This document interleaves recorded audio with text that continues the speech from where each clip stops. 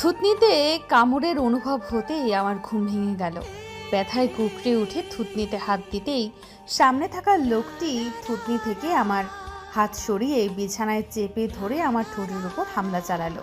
যেন ক্রমশ এক জন্মে আমার এই ঠোঁট লোকটির শত্রুতার ভূমিকা পালন করেছিল। তাই এই জন্মে সামনে পেয়ে এই ঠোঁটের উপর অত্যাচারের তার সুদে আসলে মিটিয়ে নিচ্ছে। অন্ধকারে লোকটার চেহারা দেখতে না পারলেও বুঝতে বাকি রইল না লোকটা কে। নিজেকে ছাড়ানোর কোনো উপায় নেই, তবুও হাত মোচড়ানো শুরু করলাম লোকটার থেকে ছাড়া পাওয়ার জন্য। কিন্তু শেষ রক্ষা যখন হলো না, তখন কান্না ছাড়া আমার কাছে আর কিছুই অবশেষ রইল না। ব্যথার চোটে দুই চোখের জল ছেড়ে কাঁদতে লাগলাম। অন্ধকারে আমার চোখের জল গড়ানো বুঝতে পেরে আরমান ভাই এবার আমার ঠোঁট ছেড়ে চোখের দিকে তাকালো। কিরে, এইভাবে বাচ্চাদের মতো কাঁদছিস কেন? তুমি এমন কেন আরমান ভাই? সব সময় আমাকে ব্যথা দাও খালি। চুমু যদি দেবে তো একটু ভালোবেসেই তো দিতে পারো। আমার কথায় এবার আরমান ভাই আমার উপর থেকে উঠে বসলো। আমাকে কি তোর পাগল মনে হয়? ভালোবেসে চুমু খাবো, তাও আবার তোকে? পিতু, নিজেকে কি তুই খুব বড় হিরোইন ভাবিস যে তোকে ভালোবেসে চুমু খাবো? ভাইয়া ওঠার সাথে সাথে আমিও উঠে বসে টেবিলের ল্যাম্পটা জ্বালিয়ে দিলাম। তারপরে মিনমিন করে বললাম, যদি ভালোই না বাসো তাহলে বারবার কেন এত কাছে আসো যন্ত্রণা দেওয়ার জন্য? কারণ তোর মতো হ্যাংলা মেয়েকে শুধু যন্ত্রণা দেওয়ারই ইচ্ছে করে, ভালোবাসতে নয়। কথাটা বলতে বলতে ওনার নজর পড়ে আমার টেবিলে থাকা দুধের গ্লাসটায়। আরে তুই তো দেখি দুধটাও খাসনি, তাই তো বলি তোকে দিন দিন আমার তো পিচ্ছি পিচ্ছি কেন লাগে। দুধ না খেলে কি আর কেউ বড় হয়? কথাটা বলেই উনি দুধের গ্লাসটা নিজের হাতে নিলেন। দুধ দেখতেই আমার নাক মুখ কুঁচকে এলো। আমি নাক ছিটকে বললাম, ইয়াক, আমি খাই না, গন্ধ লাগে। আচ্ছা দেখি কেমন গন্ধ লাগে। বলেই আরমান ভাই ওনার এক হাতের আঙুলগুলো দিয়ে আমার দুই গাল খুব শক্ত করে চেপে ধরে জোর করে গ্লাসের দুধটুকু খাওয়াতে লাগলো। গ্লাসে থাকা দুধের শেষ বিন্দু ফুরুতেই ভাইয়া আমায় ছেড়ে দিল। ছাড়া পেয়ে আমি জোরে জোরে শ্বাস নিতে লাগলাম, সাথে বমি বমি ভাবটাও চলে এলো। ইস, কি গন্ধ, ইয়াক। ও মা, মাত্র চুমুতেই তোর এই অবস্থা? এখনো তো কিছুই করলাম না। ওনার কথার আগাগোড়া কিছু বুঝতে না পেরে তার দিকে ব্রু কুচকালাম, কিন্তু ভাইয়া আমার চাহনিকে কোনো পাত্তা না দিয়েই বিছানা ছেড়ে উঠে চলে যেতে যেতে বলল, মাঝ রাতে দরজা এইভাবে হাঁ করে রাখলে শুধু আমি কেন, যে কোনো ছেলেই নিজের কামুকতা মেটাতে তোর ঘরে চলে আসবে। কথাটা বলেই খুব জোরে দরজাটা লাগিয়ে চলে গেল। আর আমি বোকার মতো তার যাওয়ার দিকে তাকিয়ে রইলাম। সামান্য দরজা খোলা রেখেছে বলে ভাইয়া আমার সাথে এমন করলো। সকালে মিষ্টি রোদ চোখে পড়তেই ঘুম ভেঙে গেল আমার। এই রোদটা সবসময় আমার সাথে শত্রুতা পালন করে। সকাল হতে না হতে ঘুম ভাঙিয়ে দেয়, অসহ্য। কোনো রকম নিজেই নিজের শরীরকে ঠেলতে ঠেলতে ওয়াশরুমে চললাম। ফ্রেশ হয়ে বেরিয়ে ড্রেসিং টেবিলের সামনে দাঁড়াতেই কাল রাতে ভাইয়ার করা অত্যাচারের ফলাফল বুঝতে পারলাম। ঠোঁট ফুলে মৌচাক হয়ে গেছে, অনেকটা জায়গা কেটে রক্তও জমে গেছে। ইস, রাক্ষস একটা আমার সুন্দর ঠোঁটটার কি অবস্থা করে দিল। এখন আমি এই নিয়ে বাইরে কি করে যাব? কান্না পাচ্ছে, ভীষণ কান্না পাচ্ছে। কোনো রকমে কান্না আটকে টেবিলের উপরে ধপ করে বসলাম। কিছু একটা করতে হবে। সকাল থেকে ঘর থেকে বের হইনি, একেবারে কলেজের জন্য রেডি হয়ে বেরোলাম। ঠোঁটের অবস্থা সবার থেকে আড়ল করার জন্য আজ ঠোঁটে ডার্ক লিপস্টিক দিয়েছি। ফ্যাকাশে ঠোঁটেও আর ডার্ক লিপস্টিক মানায় না, তাই চোখেও গাঢ় কাজল লেগেছি। সব দিক দিয়ে একদম ফিট হয়ে ঘর থেকে বেরিয়েছি। বসার ঘরে আসতেই মনে হলো, হ্যাঁ, আমি আমাদের বাড়িতেই আছি। যেই বাড়িটা শুধু একটা বাড়ি নয়, আস্ত চিড়িয়াখানা। আমার বাবারা 4 ভাই, যৌথ পরিবার হওয়ায় বাড়িতে সদস্য এত এত বেশি যে যে কোনো সময় সরকারের লোক এসে গ্রেফতার করে নিয়ে যেতে পারে জনসংখ্যা বৃদ্ধির অপরাধে। আমার বড় আব্বুর ছেলে আরমান ভাই আমাদের সব কাজিনদের থেকে বড়, আর আমার থেকে প্রায় 8 বছরের বড়। তার ছোট বোন লিজা আপু আমার থেকে 5 বছরের বড়। এই মুহূর্তে সে শ্বশুরবাড়ি বাচ্চা কাচ্চা সামলাচ্ছে। আমি টেবিলের সামনে আসতেই থমকে গেলাম। সামনে ভাইয়া খুব মনোযোগ দিয়ে পাউরুটি খাচ্ছে। ইস, প্রতিবারের মতো আজও 100 ভোল্টের ক্রাশ খেলাম। সাদা শার্টটা যেন তার সৌন্দর্য দ্বিগুণ বাড়িয়ে দিয়েছে। গালের খোঁচা খোঁচা দাড়িগুলো দেখলে মনে হয় যেন ওনার গালের জন্যই এই দাড়ি। আর চুলগুলো উফ, দেখলেই ছুঁয়ে দেওয়ার ইচ্ছা করে। একটা লোক এতটা সুন্দর কি করে হয়? একটু কম সুন্দর হলে কি হতো? আহা, কি অ্যাটিটিউড! পরিবারের বড় ছেলে যেমন অ্যাটিটিউড, তেমনি হ্যান্ডসাম, তেমনি দায়িত্ববোধ সম্পন্ন। এই চিড়িয়াখানার মতো বাড়িতে বড় হওয়া সত্ত্বেও যে মানুষটা এতটা গম্ভীর হতে পারে তা ভাইয়াকে না দেখলে জানতেই পারতাম না। ভাইয়াকে পর্যবেক্ষণ করতে করতেই তার সামনের চেয়ার টেনে বসলাম। আমার পাশে আমার সেজো কাকুর মেয়ে ছায়া, আমার থেকে 1 বছরের ছোট। তার পাশে তার বড় ভাই আরিফ, আমার থেকে 2 বছরের বড়। আর টেবিলের এক পাশে বসেছে নিজেদের মতো আমার ছোট কাকুর 10 বছরের 2 দমজ ছেলে মেয়ে আর 8 বছরের এক ছেলে। এই 3 জনের সব সময় খুনসুটি লেগেই থাকে। এই মুহূর্তেও তাদের মধ্যে কারাকারি চলছে। এ বলছে ওর পাউরুটি বেশি বড়, আর আরেকজন বলছে অন্যজনেরটা বেশি বড়। এই নিয়ে একজন আরেকজনের প্লেট থেকে পাউরুটি উঠিয়েই চলেছে। কিন্তু আমি এত পরীক্ষা নিরীক্ষা করারও আমার দুটো পাউরুটির মধ্যে পার্থক্য বের করতে পারলাম না। খাওয়া শেষ হতেই ছায়া আর আমি একসাথে বাড়ি থেকে বেরিয়ে এলাম। দুজনে একই কলেজে পড়ি, শুধু ইয়ার আলাদা। আমরা দুজনে আমাদের গাড়ির দিকে এগিয়ে যেতেই পেছন থেকে ভাইয়া ডেকে উঠল। মিতু, স্টপ দেয়ার। তার ডাকে আমরা দুজনেই দাঁড়িয়ে পড়লাম। ভাইয়া আমাদের কাছে এসে ছায়ার দিকে তাকিয়ে বলল, তুই কি গাড়িতে বস, আমরা আসছি। ভাইয়ার কথা শুনে ছায়া কিছু না বলে মাথা নিচু করে গাড়িতে গিয়ে বসলো। ভাইয়ার মুখের উপর কথা বলার সাহস কারোরই নেই। আমিও মাথা নিচু করে দাঁড়িয়ে আছি। ভাইয়া আমার দিকে একটা রুমাল এগিয়ে দিয়ে বলল, ঠোঁটে লিপস্টিকটা মুছে নে, তোর ঠোঁটে এই লিপস্টিক মানানসই নয়, বিশ্রী দেখাচ্ছে। কথাটা বলেই রুমাল আমার হাত দিয়ে ভাইয়া গিয়ে গাড়ির ড্রাইভিং সিটে বসলো। কিন্তু আমি পড়লাম মহাবিপদে। এই লিপস্টিক তো আমি মুছতে পারবো না। লিপস্টিক মুছলেই আমার মান সম্মান সব প্লাস্টিক হবে। আর আমার যা ফ্রেন্ড, আমার ঠোঁট কাটা দেখলে আমাকে পচাতে পচাতে শেষ করবে ওরা। কিন্তু ভাইয়ার কথা না শুনলে যে কঠিন শাস্তি পেতে হবে। থুর, সব চিন্তা ভাবনা দূরে ঠেলে লিপস্টিক না মুছেই গাড়ির পেছনের সিটে ছায়ার পাশে গিয়ে বসলাম। গাড়ি চলতেই ছায়ার বকবকানি শুরু হলো। আজ ডার্ক লিপস্টিক, কারণ কি? এত সাজার কারণ কি? আমার চেহারার তারিফ করতে করতে শেষ। কিন্তু আমার সেদিকে মনোযোগ নেই। আমি তো সামনের লুকিং গ্লাসে ভাইয়াকে দেখছি, ভাইয়া বারবার লুকিং গ্লাসে আমাকেই দেখছে। দেখেই বোঝা যাচ্ছে কতটা রেগে গেছে তার কথা না শোনার কারণে। যেন এই চোখ থেকে আগুনের গোলা বের করে আমার দিকে ছুটছে। আর আমি সেই গোলকটা হাতে নিয়ে আরো ভালোভাবে গোলক বানিয়ে অন্যদিকে ছুঁড়ে দিয়ে ছায়ার সাথে গল্পে মেতে উঠলাম। কারণ আমি জানি এখন আর পরে হোক, শাস্তি আমাকে পেতেই হবে। একের পর এক অনবরত বেতের আঘাতে আমার হাতের সাদা তালু লাল রক্তবর্ণে পরিণত হয়েছে। 2 চোখ খিচে ঠোঁট কামড়ে ব্যথা সহ্য করার চেষ্টা করলাম, কিন্তু তা সহ্য করার ধৈর্য বা ক্ষমতা কোনোটাই আমার নেই। আঘাতের অংশ আরো বেশি আঘাত পেতে পেতে হাত অবশ হয়ে আসছে, চোখ বেয়ে জল গড়াচ্ছে। কিন্তু ভাইয়া কিছুতেই ক্ষান্ত হচ্ছে না, একের পর এক আঘাত করেই চলেছে। হঠাৎ করেই মনে হলো আঘাত করা বন্ধ হয়ে গেছে। সাথে সাথেই কিছু একটার শব্দ আমার কানে আসতেই আমি চমকে উঠলাম। কাঁপতে কাঁপতে জল ভর্তি চোখ পিটপিট করে খুলে সামনে তাকাতেই দেখি ভাইয়া আমার দিকে অগ্নিদৃষ্টি বর্ষণ করছে। তার পাশের দৃষ্টি যেতেই দেখলাম বেতের কিছু ভাঙা অংশ নিচে পড়ে আছে। বুঝলাম আমার হাতেই ভাইয়ার বেত ভেঙেছে। তারপরে রাগ কমেনি, যার কারণে বেত ছুঁড়ে ফেলে দিয়েছে। রাগ কমেনি তার মানে শাস্তি এখনো বাকি আছে। ভার্সিটিতে কি হাডুডু খেলার জন্য এসেছো? ক্লাসের মাঝে মন নেই, পড়ার সময় পড়া নেই, বয়ফ্রেন্ডের সাথে ডেটিং এর জন্য এসেছো নাকি এখানে? ভাইয়ার ভয়ঙ্কর গর্জন শুনে ভয়ে নিজেকে তার থেকে একটু দূরে সরিয়ে নিলাম।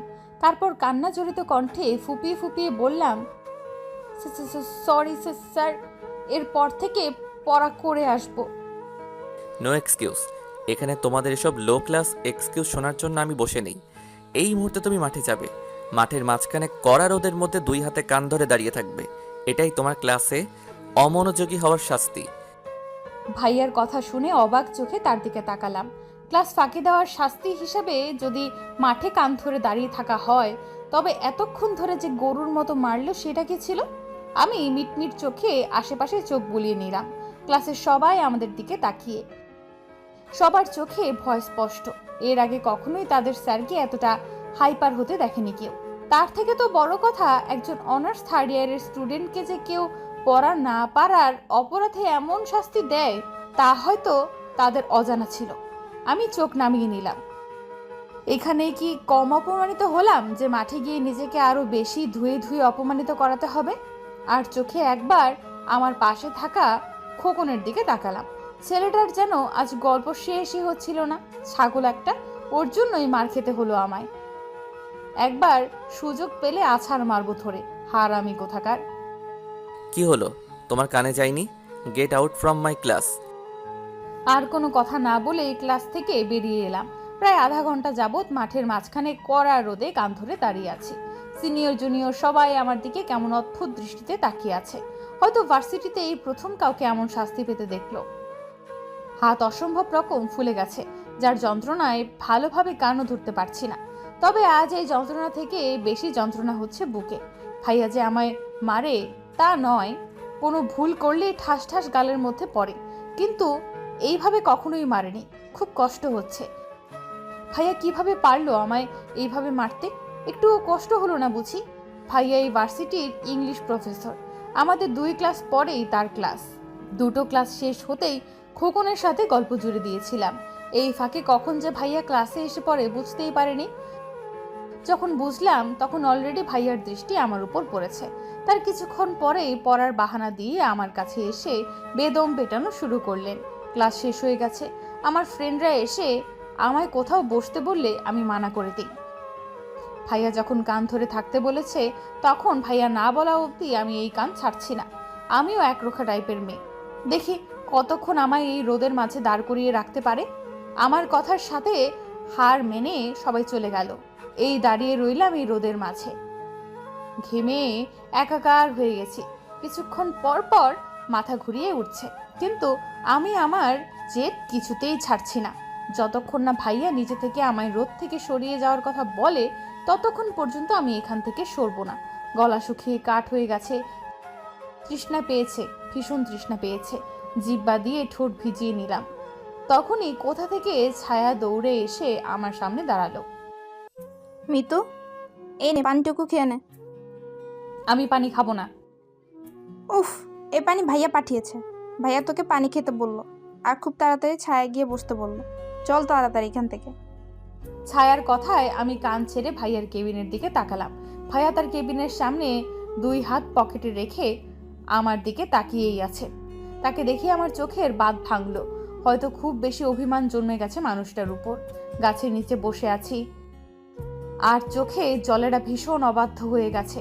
কিছুতেই আটকে রাখতে পারছি না। আমার পাশে বসে আমার বন্ধুরা আমাকে সান্ত্বনা দিয়েই চলেছে। তখনই খোকন আমার দিকে একটা রুমাল এগিয়ে দিল চোখের পানি মুছে নেওয়ার জন্য। আমিও সুযোগ পেয়ে রুমালে চোখের পানি, শুদ্ধ নাকের পানিটাও ছেড়ে নিলাম। নাকটা অনেকক্ষণ ধরেই শিরশির করছিল। ছাদের এক কোণে দাঁড়িয়ে মেয়েদের লুকোচুরি খেলাটা দেখছি। কি অদ্ভুত এই আকাশ! মানুষের থেকে কত দূরে থেকেও তাদের সুখ, কষ্ট, আবেগ, অনুভূতি কত সহজেই আপন করে নিতে পারে। কত সহজেই একটা মানুষ এই আকাশকে নিজের থেকেও বেশি ভরসা করে ফেলে। যেই কষ্টটা সবার সাথে ভাগ করতে পারে ওই আকাশের সাথে তা ভাগ করে নেয়। আর ওই আকাশ নিঃস্বার্থভাবে সবকিছুর ভাগ নিয়ে নেয়। যেমন আজ আমার ভেতরের সকল অভিযোগ এই আকাশ একের পর এক শুনেই চলেছে। কখনো তো আরমান ভাইয়ের প্রতি থাকা অভিযোগগুলো তাকে শোনাতে পারেনি, আজও পারিনি।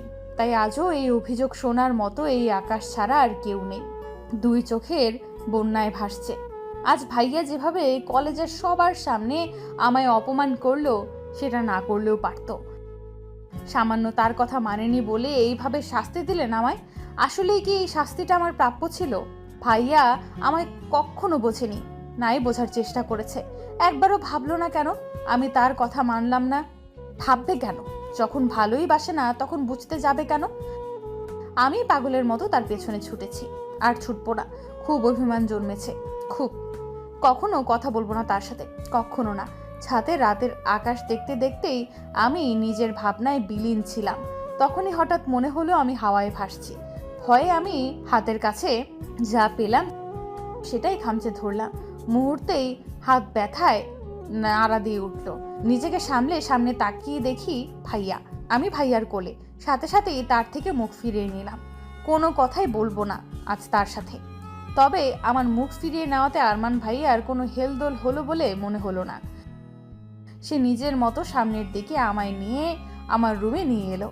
আমাকে বিছানার উপর বসিয়ে ভাইয়া আমার সামনে টুল টেনে বসে আমার দিকে তীক্ষ্ণ দৃষ্টি নিক্ষেপ করলো। আমি সেটাকে না দেখার ভান করে উঠে চলে যেতে চাইলে আরমান ভাই আমার হাত ধরে নিজের সামনে বসিয়ে নিল। আমার হাত ধরায় আমি ব্যথায় কুঁকড়ে উঠলাম, কিন্তু ভাইয়া সেদিকে ভ্রুক্ষেপ না করে আরও শক্তভাবে চেপে ধরলো আমার হাত। এবার আমার প্রাণ যায় যায় অবস্থা। কে যেন বলেছিল তোকে ভালোবাসার মানুষের দেওয়া ব্যথা যতটা গভীর হবে ভালোবাসা ততটাই গভীর হবে। তাই তো হাতে এখন পর্যন্ত মলম লাগাসনি, তাই না? আহ ভাইয়া ছাড়ো, লাগছে আমার। কেন, ব্যথা সহ্য করার ক্ষমতা নেই? আমি এবার কোনো কথা বলার অবস্থাতেই রইলাম না, হ্যাঁ ভ্যাঁ করে কেঁদে দিলাম। এই চুপ, একদম চুপ। এইসব ন্যাকামো করে তুই তোর বয়ফ্রেন্ডের কাছে সিম্প্যাথি পাবি, আমার কাছে নয়। আরমান ভাইয়ের কথা শুনে এবার আমি ব্যথা ভুলে তার দিকে ফ্যাল ফ্যাল দৃষ্টিতে তাকালাম, আর ও আমার হাতটা ঝাটকা মেরে ছেড়ে দিয়ে পকেট থেকে মলম বের করে আমার দিকে এগিয়ে দিল। নে, হাতে লাগিয়ে নে এটা। লাগাবো না, লাগাবো না, লাগাবো না, শুনেছো তুমি? লাগাবো না বলেই বিছানা থেকে উঠে চলে আসতে চাইলে ভাইয়া পেছন থেকে উঠে আমার হাতে হ্যাচকা টান দিতেই আমি ডাল সামলাতে না পেরে ভাইয়ার বুকের উপর পড়লাম।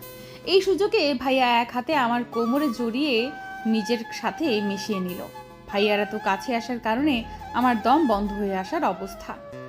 ভাইয়ার উষ্ণ শ্বাস আমার মুখের ওপর পড়ছে, যা আমার ভেতরে তোলপাড় শুরু করেছে। আমি ধীরে ধীরে নিজেকে ছাড়িয়ে নেওয়ার চেষ্টা করতেই ভাইয়া এবার আমাকে নিজের শরীরের সাথে গভীরভাবে জড়িয়ে নিল। আমি আর ভাইয়ার চোখে চোখ মেলানোর অবস্থাতে রইলাম না। ভাইয়ার এত কাছে আসতেই অস্বস্তিতে আমার দম যায় যায় অবস্থা। ভাইয়া প্লিজ দূরে যাও, আমার অস্বস্তি হচ্ছে। আমি কাছে এলেই বুঝি তোর অস্বস্তি হয়? কখন যখন তোর ক্লোজ হয় তখন অস্বস্তি হয় না? এখানে খোকন কোথা থেকে আসছে? আসছে, আসার কারণ আছে বলেই আসছে। এই মেয়ে এত বেখেয়ালি কেন তুই? কে তোর দিকে কোন নজরে তাকাচ্ছে সেটাও বুঝিস না? ভাইয়ার কথার সব কিছু আমার মাথার উপর দিয়ে গেল, যার কারণে আমি তার চোখের দিকে অবাক হয়ে তাকালাম। আমার চাহনি দেখে ভাইয়া এক হাতে আমার পেছনের চুল আঁকড়ে ধরে আমার ঠোঁটের কাটা অংশে তার ঠোঁটের আলতো করে পরশিকে দিল। ভাইয়ার স্পর্শে আমি কেঁপে উঠলাম, পুরো শরীরে যেন বিদ্যুৎ খেলে গেল। অবশেষে চোখ খুলতেই অনুভব করলাম ভাইয়া আমার ঠোঁটে নিজের ঠোঁট দখল করে নিয়েছে। এবার যেন আমার পুরো শরীর অবশ হয়ে যাচ্ছে। তারপরেও নিজেকে ভাইয়ার বাঁধন থেকে ছাড়ানোর জন্য তার বুকে ধাক্কা দিচ্ছি, কিন্তু এতে করে ভাইয়া আরও বেশি আমাকে নিজের গভীরে ডুবিয়ে নিয়ে যাচ্ছে। এবার আমি আর নিজেকে ছাড়ানোর চেষ্টা করলাম না, ডুবে গেলাম তার ভালোবাসার পরশের মাঝে। যতই অভিমান করি না কেন, ভালো তো এই মানুষটাকেই বাসি। বেশ কিছু সময় পর ভাইয়া আমার ঠোঁট ছেড়ে গলায় নেমে গেল। গলার নিচে থেকে আমার কালো তিলটা একটু জোরে কামড় বসাতেই আমি ব্যথায় কুঁকড়ে উঠলাম। ভাইয়া এবার আমার গলা থেকে মুখ তুলে আমার চোখের দিকে তাকিয়ে মাতাল করা কণ্ঠে বলল, আমি চাই না আমার জিনিসে অন্য কারো বাজে নজর পড়ুক। নিজের জন্য নয়, আমার জন্যও তো নিজের খেয়াল রাখতে পারিস।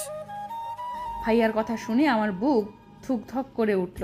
এই প্রথমবার ভাইয়া আমায় নিজের বলে সম্বোধন করলো। ভালোবাসো আমায়? কথাটা বলেই ভাইয়ার চোখের দিকে তাকালাম উত্তর খোঁজার চেষ্টায়, কিন্তু আরমান ভাই আমার সব চেষ্টায় জল ঢেলে আমায় বিছানার উপর ছুঁড়ে ফেলে বলল, বয়স কত তোর?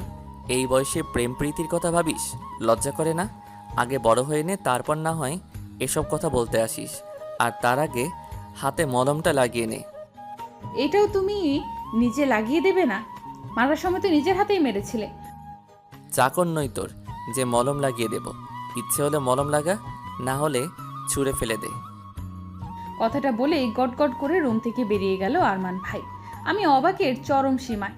কি এমন বললাম যার কারণে এত রাগ দেখালো? তবে যাই হোক, ভাইয়া আমায় এটা বলেনি যে ও আমায় ভালোবাসে না।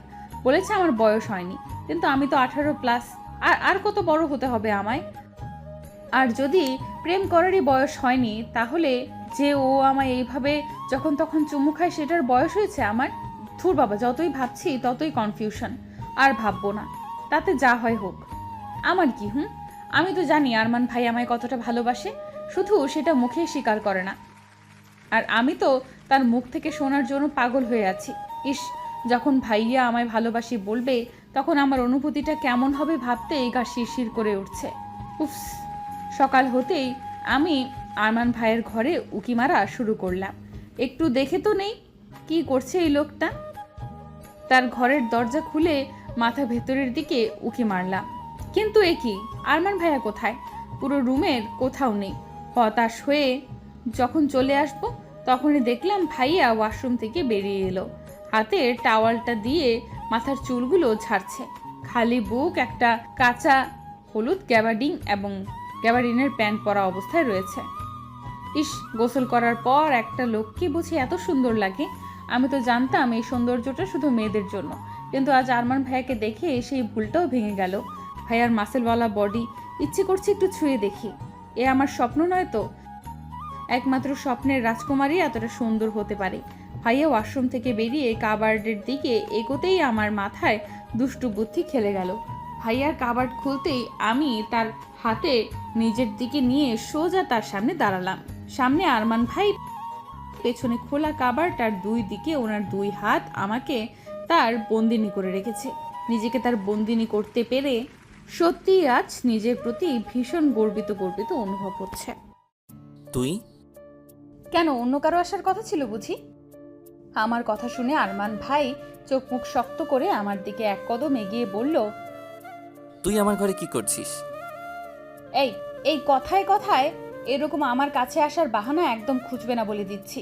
তুমি আমার অনেক ক্ষতি করেছো। আচ্ছা, কি কি ক্ষতি করেছি শুনি? দাঁতে দাঁত চেপে কথাটা বলতেই আমি আমার ঠোঁট, গলা আর হাত দেখিয়ে বললাম, দেখো কত কত জায়গায় ক্ষত করেছো তুমি আমার। ভীষণ ব্যথা হচ্ছে আমার, আর তাই আমাকে ব্যথা দেওয়ার অপরাধে আজ পানিশমেন্ট পেতেই হবে। হোয়াট? পানিশমেন্ট? তাও আবার আমি? হ্যাঁ তুমি। একটু দূরে গিয়ে দাঁড়াও। আরমান ভাইয়ের বুকে এক আঙ্গুল রেখে তাকে একটু দূরে সরিয়ে দিয়ে আমি উল্টো ঘুরে কাবার্ডের কাপড় এদিক ওদিক করা শুরু করলাম। কি করছিস কি মিতু তুই? আমার কাপড় চোপড় এইভাবে অগোছালো করছিস কেন? আমি ভাইয়ার কথায় কান্না দিয়ে কাপড় অগোছালো করতে ব্যস্ত হয়ে রইলাম। প্রায় বেশ কিছুক্ষণ খোঁজার পর আমি একটা ফ্যাকাশে রঙের শার্ট হাতে ভাইয়ার দিকে ঘুরে দাঁড়ালাম। আজ এই শার্টটা পরেই তুমি ভার্সিটিতে যাবে, আমার পছন্দের রং। তুই কোন জাতের চোখ নিয়ে ঘোরাফেরা করিস? এটাও কারো পছন্দের রং কি করে হতে পারে? আমি কিচ্ছু জানি না, তুমি এটা পরবে মানে এটাই পরবে। ইম্পসিবল, আমি এটা পড়ছি না।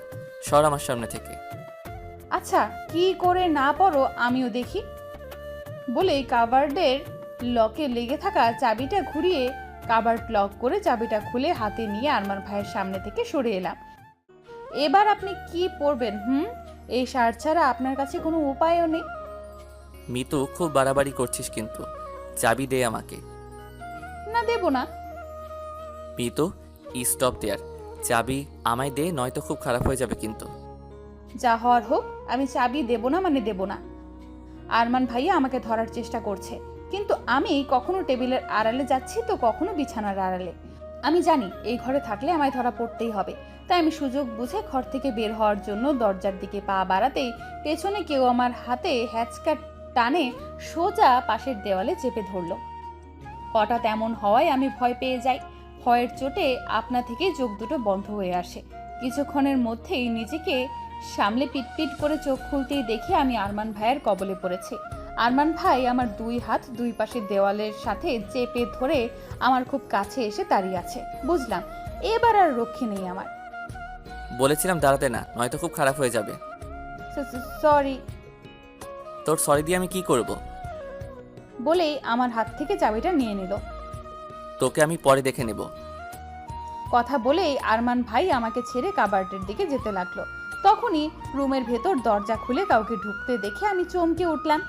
দরজা খুলে বড়মা ঘরের ভেতরে আসতেই দরজার সামনে আমায় দাঁড়িয়ে থাকতে দেখে কিছুটা অবাক হয়ে প্রশ্ন করলো, কি রে মিতু, তুই এখানে কি করছিস? বড়মার প্রশ্নের উত্তরে কি দেব ভেবে না পেয়ে মাথা চুলকাতে লাগলাম। আসলে বড়মা, আমি আরমান ভাইকে খেতে যাওয়ার জন্য ডাকতে এসেছিলাম। ও, ডাকা হয়ে গেছে, এবার যা এখান থেকে। আর শোন, আরমানকে খেতে ডাকার জন্য আমি আছি, তোকে এত কষ্ট করতে হবে না, বুঝেছিস? জি বড় মা। মাথা নিচু করে কথাটা বলেই ঘর থেকে বেরিয়ে এলাম। যাক বাবা, বেঁচে গেছি। তবে ছোটবেলায় একটা জিনিস খুব ভালোভাবে লক্ষ্য করেছি আমি, কেন জানি বড় মা সব সময় আমায় এড়িয়ে চলে, বেশি কথাই বলে না। আর যদিও একটু একটু কথা, তাও সব সময় খিটখিট করে। ধুর, এসব কথা আমি কেন ভাবছি? বড় মার স্বভাবই তো খিচখিচ করা, সবার সাথেই করে। তবে আমার টেনশন হচ্ছে আরমান ভাইকে নিয়ে। ভাইয়া আজকেও ভার্সিটিতে টিপটপ হয়ে যাবে, আর ভার্সিটির মেয়েরা চকলেটের মতো চিবিয়ে চিবিয়ে খাবে। থুর, অসহ্য। ভার্সিটির জন্য রেডি হয়ে খাবার ঘরে আসতেই আমার চোখ ছানা বড়া। এ কি দেখছি আমি? এ যে ভাইয়া, আমার দেওয়া শার্ট পরেই আছে। এই মুহূর্তে আমার লুঙ্গি ডান্স দেওয়া উচিত, এটা ভেবে যে উনি আমার পছন্দের শার্টটা পরেছেন, যেটা যতই খারাপ হোক না কেন। কিন্তু এই মুহূর্তে আমার রাগ হচ্ছে, ভীষণ রাগ হচ্ছে। বেছে বেছে একটা ফ্যাকাশে রঙের শার্ট বের করেছিলাম যাতে ভাইয়াকে প্রতিদিনের মতো হ্যান্ডসাম না দেখায়। কিন্তু এখন তো দেখছি ভাইয়াকে এই রংটা এমনভাবে খাপ খেয়েছে যেন কোনো ফিল্মের হিরো। থুর বাবা, সব মেহনত পানি হয়ে গেল। রাগে গজগজ করতে করতে খেতে বসলাম, কিন্তু খাবার গলা দিয়ে কিছুতেই নামলো না। বারবার ভাইয়ার দিকেই চোখ যাচ্ছে, আর চোখে চোখ পড়তেই সাথে সাথে চোখ নামিয়ে নিচ্ছি। খাওয়া শেষ হতেই ভাইয়া বেরিয়ে গেল, তার পিছু পিছু আমি আর ছোঁয়াও বেরোলাম। ভার্সিটিতে পৌঁছেই গাড়ি থেকে নেমে চলে আসবো, তখনই ভাইয়া পেছন থেকে ডাকলেন। আমি পিছু ফিরে দেখি আরমান ভাই গাড়িতে হেলান দিয়ে দু হাত বুকে ভাঁজ করে আমার দিকে বাঁকা হেসে তাকিয়ে আছে। তোর পছন্দ আছে বলতে হবে।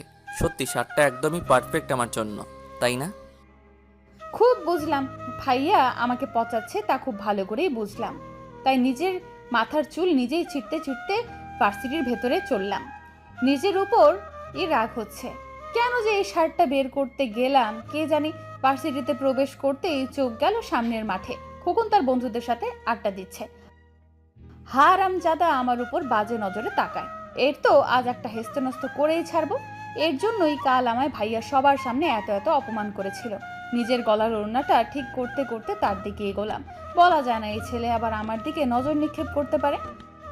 ভালো করে ওড়না কোমরে বেঁধে খোকনের কাছে গিয়ে কোনো কথা ছাড়া উড়াধুরা পিটুনি শুরু করে দিলাম। হতচ্ছাড়া শয়তান কোথাকার, মেয়েদের দিকে বাজে নজরে তাকানো, তাই না? আজ দেখাচ্ছি মজা তোকে। আজ তোকে আমার হাত থেকে কেউ বাঁচাতে পারবে না। এই নে, এই নে, এটাও নে, এটাও নে, সাথে আর একটাও নে, বোনাস আর একটা, এবারও নে। মুখে যা আসছিল তাই প্রলাপ বকতে বকতে বেদম পিটিয়ে যাচ্ছে তাকে। শরীরের সর্বশক্তি দিয়ে পেটোচ্ছি। সবাই আমাকে আটকানোর চেষ্টা করছে, কিন্তু আমি আমার হাত ধরলে পা দিয়ে মারা শুরু করছি। কিছুতেই আজ ছাড়বো না ওকে। মেয়েদের দিকে বাজে নজরে তাকানো সারা জীবনের জন্য ঘুচিয়ে দেবো আজ। নিকৃষ্ট প্রাণী কোথাকার। আমি খুব তৃপ্তি নিয়ে খোকনকে পিটিয়ে যাচ্ছি, এমন সময় আমার হাতে হ্যাচকা টান অনুভব করলাম। টাল সামলাতে না পেরে কিছু একটার উপর হুমড়ি খেয়ে পড়লাম। নিজেকে সামলে সামনে তাকিয়ে দেখি আমার আরমান ভাইয়ের বুকে পড়ে রয়েছি। ভাইয়া দাঁতের দাঁত পিষে আমার দিকে তাকিয়ে বলল, মন ভরেছে? না ভরেনি, আমি ওকে আরো কয়েক ঘা মারবো। বলেই ভাইয়ার থেকে নিজেকে ছাড়াতে চাইলে ভাইয়া আরো জোরে আমার হাত চেপে ধরে। কিন্তু ওর ভরে গেছে। ভাইয়ার কথার আগাগোড়া কিছুই না বুঝেই তার দিকে ফ্যালফ্যাল করে তাকালাম। স্টুপিড কোথাকার, যখন শরীরে বিন্দুমাত্র শক্তি নেই তখন এই শরীর নিয়ে একটা ছেলেকে মারতে এসেছো কি তার মনের তৃপ্তি মেটানোর জন্য? ভাইয়ার কথাটা একটু আস্তে বলায় সবার কানে কথাটা না গেলেও আমার কানে কথাটা একটা কারেন্টের শকের মতো লাগলো। অবাক হয়ে খোকনের দিকে তাকাতেই আমার চোখ কপালে উঠল। এই ছেলেকে আমি এক্ষুনি মেরে মেরে আত্মরা করলাম, সে এইভাবে ফিট হয়ে দাঁড়িয়ে আছে কি করে? তাও আবার ঠোঁটের উপর হাত বোলাচ্ছে। ওকে দেখে মনে হচ্ছে ও আমার মার নয়, ছোঁয়াগুলোই অনুভব করেছে। ছোটবেলায় নিশ্চয়ই হরলিক্স খায়নি, তাই আজ এই অবস্থা। আমি খুবই ইনোসেন্ট মার্কা চেহারা বানিয়ে ভাইয়ের দিকে তাকালাম, যেন এবারের মতো আর আমায় কোনো শাস্তি না দেয়। কিন্তু ভাইয়া দাঁতে দাঁত চেপে ফিসফিসিয়ে বলল, তোকে আমি বাড়ি গিয়ে দেখব, অনেক হিসেব বাকি তোর সাথে। বলেই গটগট করে চলে গেল। আর আমি অসহায়ের মতো তার যাওয়ার দিকে তাকিয়ে আছি। না জানি বাড়িতে আমার জন্য কি অপেক্ষা করছে। কলেজ থেকে বাড়ি ফিরেই জুই বিথির সাথে আড্ডা দিতে বসেছি। আজ কিছুতেই এদের নিজেদের থেকে আলাদা করা যাবে না। ভাইয়ার হাত থেকে বাঁচতে হলে আজ এই দুই যমজ বোনদেরই আমার কাজে লাগতে পারে। সেই বিকেল থেকে রাত অবধি একেবারের জন্য নিজেকে ভিড়ের থেকে আলাদা করিনি। জুই, বিথি, মা, বাবা, ছায়া, আরিফ সবাই আজ আমার উপরে প্রচণ্ড বিরক্ত, কারণ আমি কোনো কারণ ছাড়াই কথা বলে যাচ্ছি। আমি কি বলছি নিজেও জানি না, শুধু জানি যে আজ যে করেই হোক আমায় ভাইয়ার হাতের শক্তি থেকে বাঁচতে হবে। কিন্তু পুরো সময়টা এমন বকবক করে কাটিয়ে দিলেও রাতের বেলা ঠিকই আমায় আমার ঘরে ঢুকতে হলো। ঘরে ঢোকার সাথে সাথেই আমি দরজা ভালো করে বন্ধ করে দিলাম, যাতে ভাইয়া আর ঘরে না আসতে পারে। দরজার লক ভালো করে চেক করে একটা স্বস্তির নিঃশ্বাস ফেলে পিছু ঘুরতেই বিছানার উপর কাউকে দেখে চমকে উঠলাম। ঘরের ডিম লাইটের মৃদু আলোয় সব কিছুই আবছা আবছা। কিছুক্ষণের মধ্যে এই আবছা আলোয় চোখ সরে এলে বিছানার উপর ভালো করে চোখ বলানোর চেষ্টা করতেই আমার চোখ চড়ক গাছে। এ তো ভাইয়া বিছানায় বসে দুই পা মাটিতে ছড়িয়ে রেখেছে। এই রে, কাম সেরেছে। এখন কি করব? আরমান ভাই আমায় দাঁড়িয়ে থাকতে দেখে নিজেই উঠে আমার দিকে এগোতে লাগলো। ভাইয়াকে নিজের দিকে এগিয়ে আসতে দেখে ভয় আমার বুক ধুকপুক করা শুরু করে দিয়েছে। আমি নিশ্চিত আমার এই বুকের ধুকপুকানি ভাইয়ার কান অবধি পৌঁছাচ্ছে। ভাইয়াকে আমার খুব কাছে আসতে দেখে নিজের অজান্তেই আমার পা পেছনের দিকে চলতে লাগলো।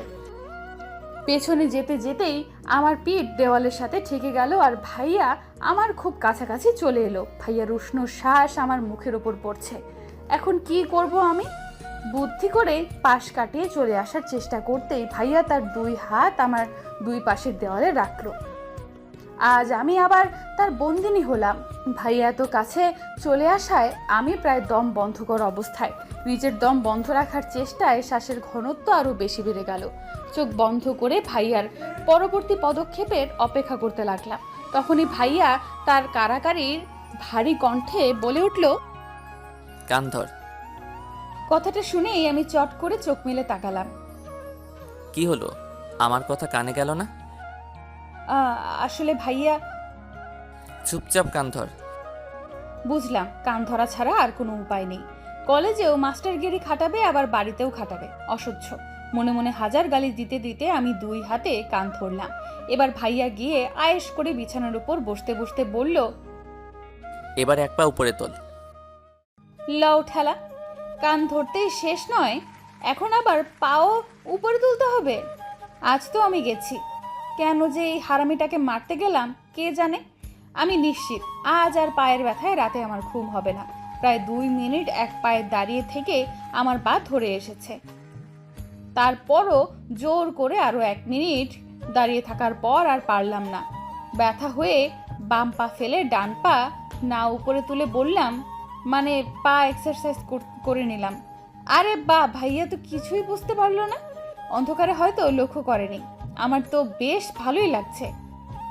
প্রায় আধা ঘন্টা ধরে কান ধরে এক পায়ে দাঁড়িয়ে আছি, আর আধা ঘন্টা আমি প্রায় 15-16 বারের মতো পা এক্সারসাইজ করেছি।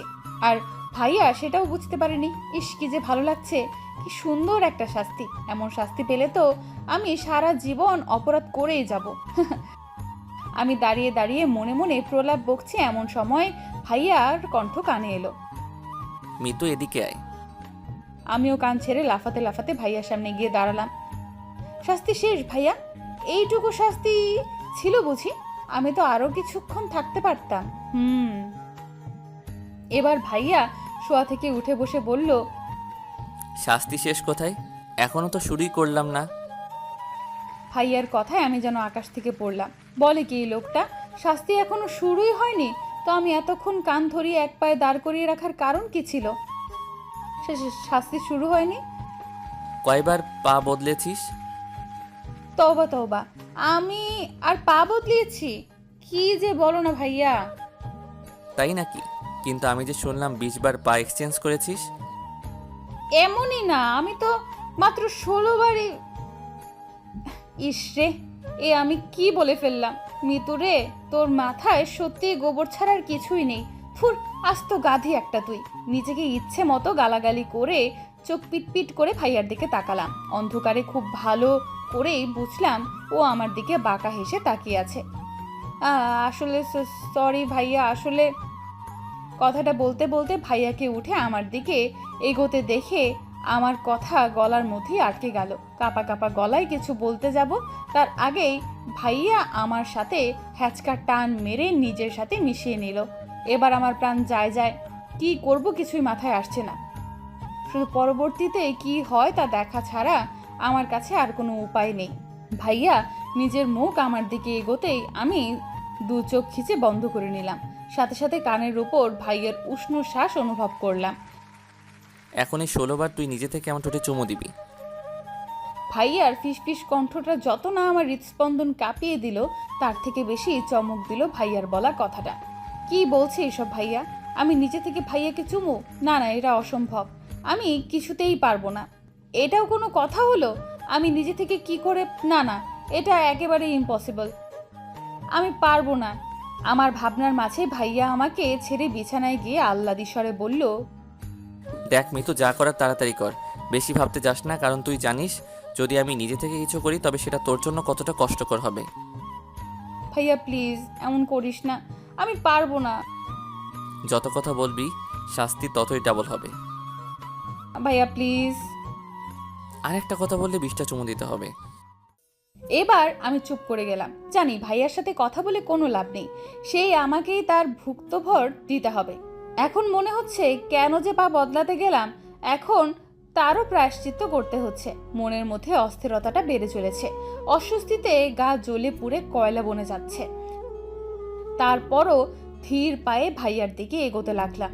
ভাইয়ার থেকে একটু দূরত্ব বজায় রেখে দাঁড়ালাম।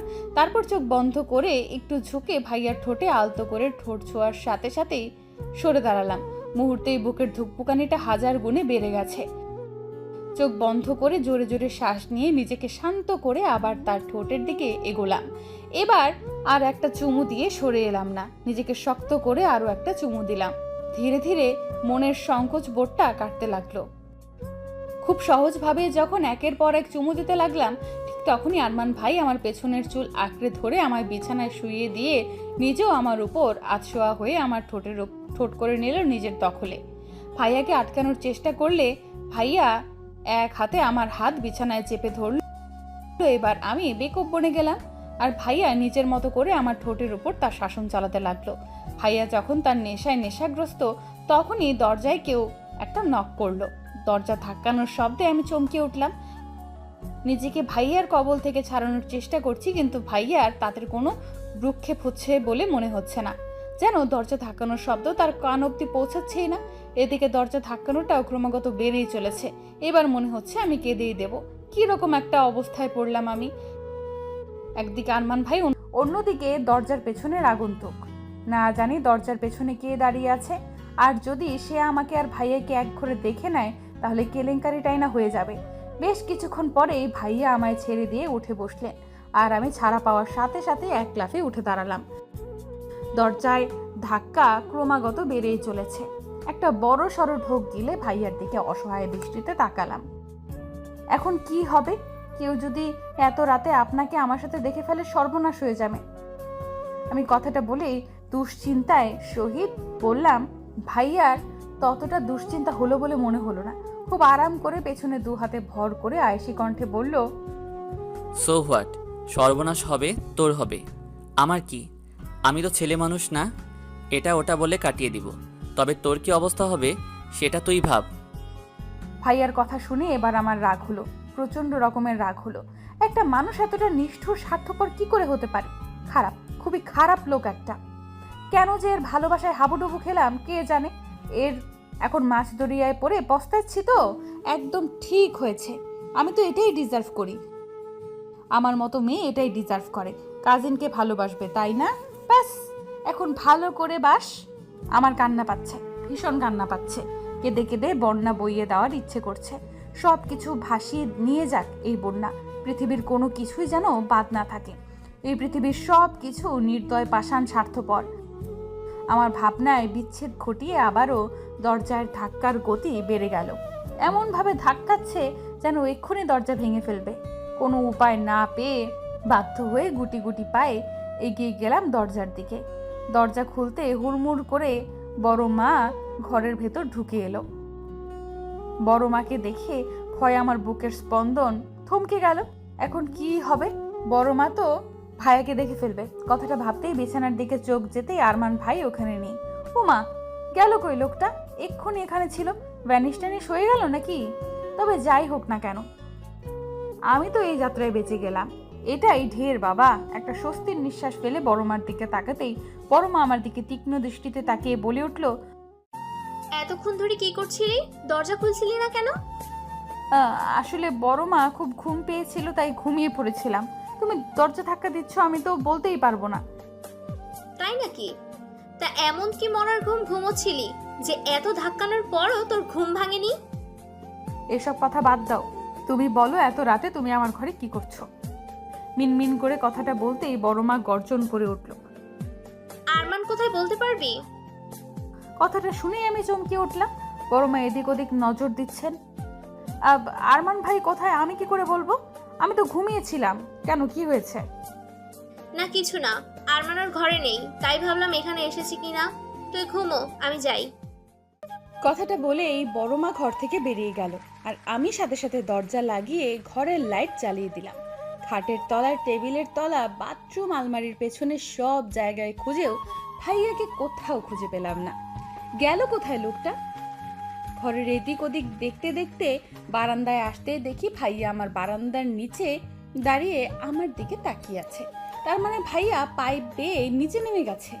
আমাকে এক নজর দেখেই ও সেখান থেকে চলে গেল। বুঝলাম ভাইয়া এবার সদর দরজা দিয়ে ঘরের ভেতরে ঢুকবে। বুকের ওপর এক হাত রেখে একটা স্বস্তির নিঃশ্বাস ছাড়লাম। খুব বড় বাঁচা বেঁচে গেছি আজ। নিজের ঘরে এসে ড্রেসিং টেবিলের নিচের প্রতিবিম্বর উপরে নজর পড়লো আমার।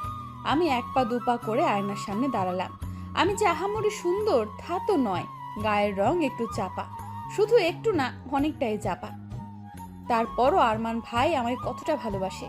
শুনেছি ভালোবাসার মানুষের অনুভূতি নাকি চোখে দেখেই বোঝা যায়। আমিও বুঝেছি আরমান ভাইয়ের চোখে আমার জন্য ভালোবাসা দেখেছি। আর এই অনুভূতিটা সেই ছোটবেলা থেকেই দেখে এসেছি। কিন্তু আমি যে তার মুখ থেকে শোনার জন্য ছটফট করছি। আমার অস্থিরতাটা কি ভাইয়া বোঝে না? আরমান ভাই যেদিন আমায় নিজের মুখে ভালোবাসার কথা বলবে, সেদিন আমার কিরকম অনুভূতি হবে সেটা ভাবতেই আমার পেটে সুরসুরি কাজ শুরু হয়ে যায়। ইস, তখনকার অনুভূতিটা কি সুন্দরই না হবে। লজ্জায় নিজের প্রতিবিম্বর দিকে তাকাতেই পারছি না। দু হাতে নিজের মুখ ঢেকে নিলাম। ইস, কি লজ্জা। নিজের ক্লাসে বসে এক নাগারে লিখে যাচ্ছি। কি লিখছি জানি না, শুধু যা মনে আসছে তাই লিখে যাচ্ছি। আজ আমাকে লিখতেই হবে। লিখে লিখে হাত ক্ষয় হয়ে যাক, তবুও আমায় লিখতেই হবে। কিন্তু আমার এই লেখার মাঝে বাদ সাধলো সুমন। বেটা আমার কলমটাই কেড়ে নিল। এই চাংরা, কি করছিস? কি কলম নিলি কেন আমার? বেশ করেছি, নিয়েছি, ইচ্ছে হলে আরো নেব। এই কলম কি তোর বাপের সম্পত্তি নাকি? ইচ্ছে হলো আর নিলি? দে আমাকে আমার কলম, লিখবো আমি। আহারে, লিখবো আমি? পড়াশোনায় তো নবঘণ্ট। এখন ইনি আমাদের লেখালেখি দেখাতে এসেছেন। তা কি লিখেছিলি দেখি একটু। কেন দেখাবো? দেখাবো না, একটুও দেখাবো না। আগে আমার কলম দে বলছি। এটা এই মুহূর্তে তুই আর পাচ্ছিস না, বুঝলি? বলেই এক বেঞ্চের পেছনে গিয়ে বসলো। আচ্ছা, দিবি না তো? দাঁড়া, দেখাচ্ছি মজা। কথাটা বলেই হাতে থাকা খাতাটা মুড়িয়ে তার পিঠে সর্বশক্তি দিয়ে মারা শুরু করলাম। সে আমার হাত থেকে বাঁচার চেষ্টা করে চলেছে, আর আমি তাকে মেরেই চলেছি। আর আমার পাশে বসে থাকা বন্ধুরা আমাদের কাণ্ড দেখে হেসেই চলেছে। বুঝলাম না এখানে হাসার মতো কি হলো। আমি একা এত কষ্ট করে মারছি, কোথায় আমায় একটু হেল্প করবে তা না, শুধু দাঁত কেলিয়ে যাচ্ছে হারামির দল কোথাকার। আমি ইচ্ছে মতো সুমনকে খাতার বাড়ি দিয়েই চলেছি। এমন সময় ক্লাসের মধ্যে সুমনকে মারার জন্য খাতাটা উপরে তুলতেই ভাইয়া এসে হাজির। ভাইয়াকে দেখেই আমি থমকে গেলাম। এটা কি হলো? কোথায় আমি ভেবেছিলাম আজ ভাইয়াকে বোঝাবো আমি পড়ালেখায় কত মনোযোগী হয়েছি, তাই লিখতে লিখতে হাত ক্ষয় হয়ে গেলেও লেখা বন্ধ করছি না। কিন্তু হলো তো তার উল্টোটা। এখন কি করব? তাড়াতাড়ি হাতের খাতাটা ভালো করে নিয়ে নিচের বেঞ্চে এসে দাঁড়ালাম। ভাইয়াকে দেখে সবাই অলরেডি দাঁড়িয়ে গেছে, কিন্তু ভাইয়া দরজার কাছে এসেই আমাকে ওইভাবে দেখে কিছুক্ষণ থমকে রইল, তারপর কোনো কথা ছাড়াই রুম থেকে বেরিয়ে গেল। ভাইয়ার এমন কাজে সবাই হতবাক। আমি বেঞ্চ থেকে সরে জানালা দিয়ে দেখার চেষ্টা করলাম ভাইয়া বাইরে কি করছে। গ্রিলওয়ালা জানালা ভেদ করে দেখলাম ভাইয়া 2 হাত কেমনে রেখে জোরে জোরে শ্বাস নিচ্ছে আর এদিক ওদিক তাকাচ্ছে। বুঝলাম ভাইয়া নিজের রাগ সংবরণ করার চেষ্টা করছে। তার মানে আজও আমার আর নিস্তার নেই। আজও কি তাহলে আমায় মার খেতে হবে? আজ যদি সেদিনের মতো মারে, এবার আর জীবিত থাকবো না, মরেই যাব আমি। কথাটা ভাবতেই আমার অন্তরাত্মা কেঁপে ওঠে। তখনই আমার মনে হলো, আচ্ছা ভাইয়া কি কোনো রকম জেলাস ফিল করছে আমায় নিয়ে, সুমনের উপর? কথাটা ভাবতেই আমার চোখ মুখ উজ্জ্বল হয়ে উঠল। পেয়ে গেছি রাস্তা। কিভাবে ভাইয়ার মুখে ভালোবাসি কথাটা বলতে হয় তা খুব ভালোভাবেই বুঝে গেছি আমি। আগে আগে দেখো হোতা হ্যাঁ ক্যা। কিছুক্ষণ পরেই ভাইয়া আবার ক্লাসরুমে ঢুকলো, কিন্তু এবার আর আমার দিকে তাকালো না। না তাকাক, তাতে কি? তবে এবার ভাইয়া দেখবে আমি কি কি করতে পারি। ভাইয়া তার ক্লাস শুরু করে দিল, আর এদিকে আমি আমার কাজ। ক্লাসের মাঝে অনেক বাহানায় সুমনের কাছে কথা বলতে লাগলাম, মুখ টিপে টিপে হাসতে লাগলাম, পড়া দেখানোর নাম করে গল্প করা শুরু করলাম। লেখার সময় খাতা থেকে ওর হাত সরিয়ে দেওয়ার নাম করে ওর হাত ধরতেই সামনে থেকে ভাইয়ার গর্জনরত আওয়াজ কানে ভেসে উঠল। Enough is enough, damn it. ভাইয়ার এমন গর্জনে ক্লাসে থাকা প্রায় সকলেই চমকে উঠল। হঠাৎ ভাইয়ার এমন ব্যবহারে কারোরই মাথায় ঢুকলো না। ভাইয়ার টেবিলের উপর 2 হাত দিয়ে দাঁড়িয়ে আছে, রাগে চোখ লাল বর্ণ ধারণ করেছে। ভাইয়ার এই রূপ দেখে আমি নিজেও ভয় পেয়ে গেলাম। এবার এসে আবার আমাকে পেটানো শুরু করবে না তো? মনে মনে হাজারো ভয়কে জয় করার চেষ্টা করলাম, কিন্তু ভাইয়া আমাকে অবাক করে দিয়ে ক্লাস থেকে বেরিয়ে গেল। যাওয়ার আগে ভারী কণ্ঠে বলে উঠল, ক্লাস ইজ ডিসমিস। আমি ভয়ে ছোটখাটো একটা ঠোক গিললাম। ডোজটা কি বেশি হয়ে গেছে? এরপর থেকে আর ভাইয়ার সাথে দেখা হয়নি। কলেজ থেকে আসার সময়ও ভাইয়া একাই চলে এসেছিল, আমাকে নিয়েই আসেনি। তাই আমি ছায়া রিক্সা করে চলে আসি। বাড়ি এসে ব্যাগ নিজের ঘরে রেখে ভাইয়ার ঘরের দিকে এগোলাম। তার আগে তার ঘরের কাছে আসতেই খুব জোরে কিছু একটা পড়ার শব্দ কানে আসতেই চমকে উঠলাম। তাড়াতাড়ি দরজা হালকা খুলে ঘরে দিতেই দেখি ভাইয়া 2 হাত কোমরে রেখে ঘরের এক পাশ থেকে ওপাশ পায়চারি করছে। ইডিয়ট, 1 নাম্বার স্টুপিড মেয়ে একটা। এতবার এত শাস্তি দেওয়ার পরেও আবার সেই ছেলেদের কাছে গিয়ে ঢলে পড়ে ইডিয়টটা। সহ্য হয় না আমার ওকে কোনো ছেলের সাথে। এই বিষয়টা কি বোঝে না ওই স্টুপিডটা? নিজে নিজেই কথাগুলো বিড়বিড় করে আয়নার সামনে গিয়ে দাঁড়ালো। চোখ দুটো ছোট ছোট করে আয়নায় নিজেকে খুঁটিয়ে খুঁটিয়ে দেখে বলল, ভার্সিটির প্রফেসর আমি, আর একজন প্রফেসর হয়ে কি না নিজের ছাত্রের উপরে জেলাস হচ্ছি, তাও ওই ইডিয়টটার জন্য। ইউ ফুল। কথাটা বলেই খুব জোরে সামনে থাকা টুলে লাথি মেরে ওয়াশরুমের ভেতরে ঢুকে গেল। ভাইয়া রেহেন কাজে এতক্ষণ আমি মুখ চেপে হাসছিলাম। ভাইয়া ওয়াশরুমে ঢুকতেই আমি রুমের ভেতরে ঢুকে গেলাম। কেন জানি না এক মুহূর্তে আমার ভাংরা নাচার ইচ্ছে হচ্ছে। ইস, ভাইয়া আমায় নিয়ে জেলাস, ভাবা যায়? ভাইয়া খুবই আনন্দের সহিত ফ্লোরের উপর পড়ে থাকা টুলটা ঠিক জায়গায় রেখে দিলাম। তারপরে নাচতে নাচতে চলে আসবো, তখনই আমার নজর গেল ভাইয়ার টেবিলের উপর। টেবিলের লাল কার্পেটের উপর নীল ডায়েরিটা যেন খুব বেশি দৃষ্টি আকর্ষণ করছে আমার। একটু কৌতূহল নিয়েই আমি টেবিলের কাছে গিয়ে ডায়েরিটা হাতে নিলাম। এটা কি ভাইয়ার ডায়েরি? কি আছে এই ডায়েরির মধ্যে? ভাইয়ার মনের কথা। এবার কৌতূহলটা যেন আরো বেড়ে গেল। আমি জানতে চাই ভাইয়ার মনের কথা। তাই অন্যের ডায়েরি তার বিনা অনুমতিতে পড়া অন্যায় জেনেও ডায়েরিটা খুললাম। প্রথম পেজ ফাঁকা পড়ে আছে, কিছুই লেখা নেই। তাই আমি আবার একটা পেজ উল্টাতে যা দেখলাম তাতে আমার চোখ কিছুক্ষণের জন্য থমকে গেল সেই পৃষ্ঠায়। এটা কে? আমি। ডায়েরির সাদা পাতায় পেন্সিলের আঁকা, হাতে আঁকা ছবি, আমার প্রতিচ্ছবি। ছবিটা থেকে যেন চোখ সরানোই মুশকিল। হ্যাঁ, এটাই আমি। চোখ, কান, নাক, মুখ সবটাই প্রমাণ করে এটা আমি। কিন্তু তারপরেও কিছু একটা তফাৎ আছে এই ছবির সাথে আমার চেহারার।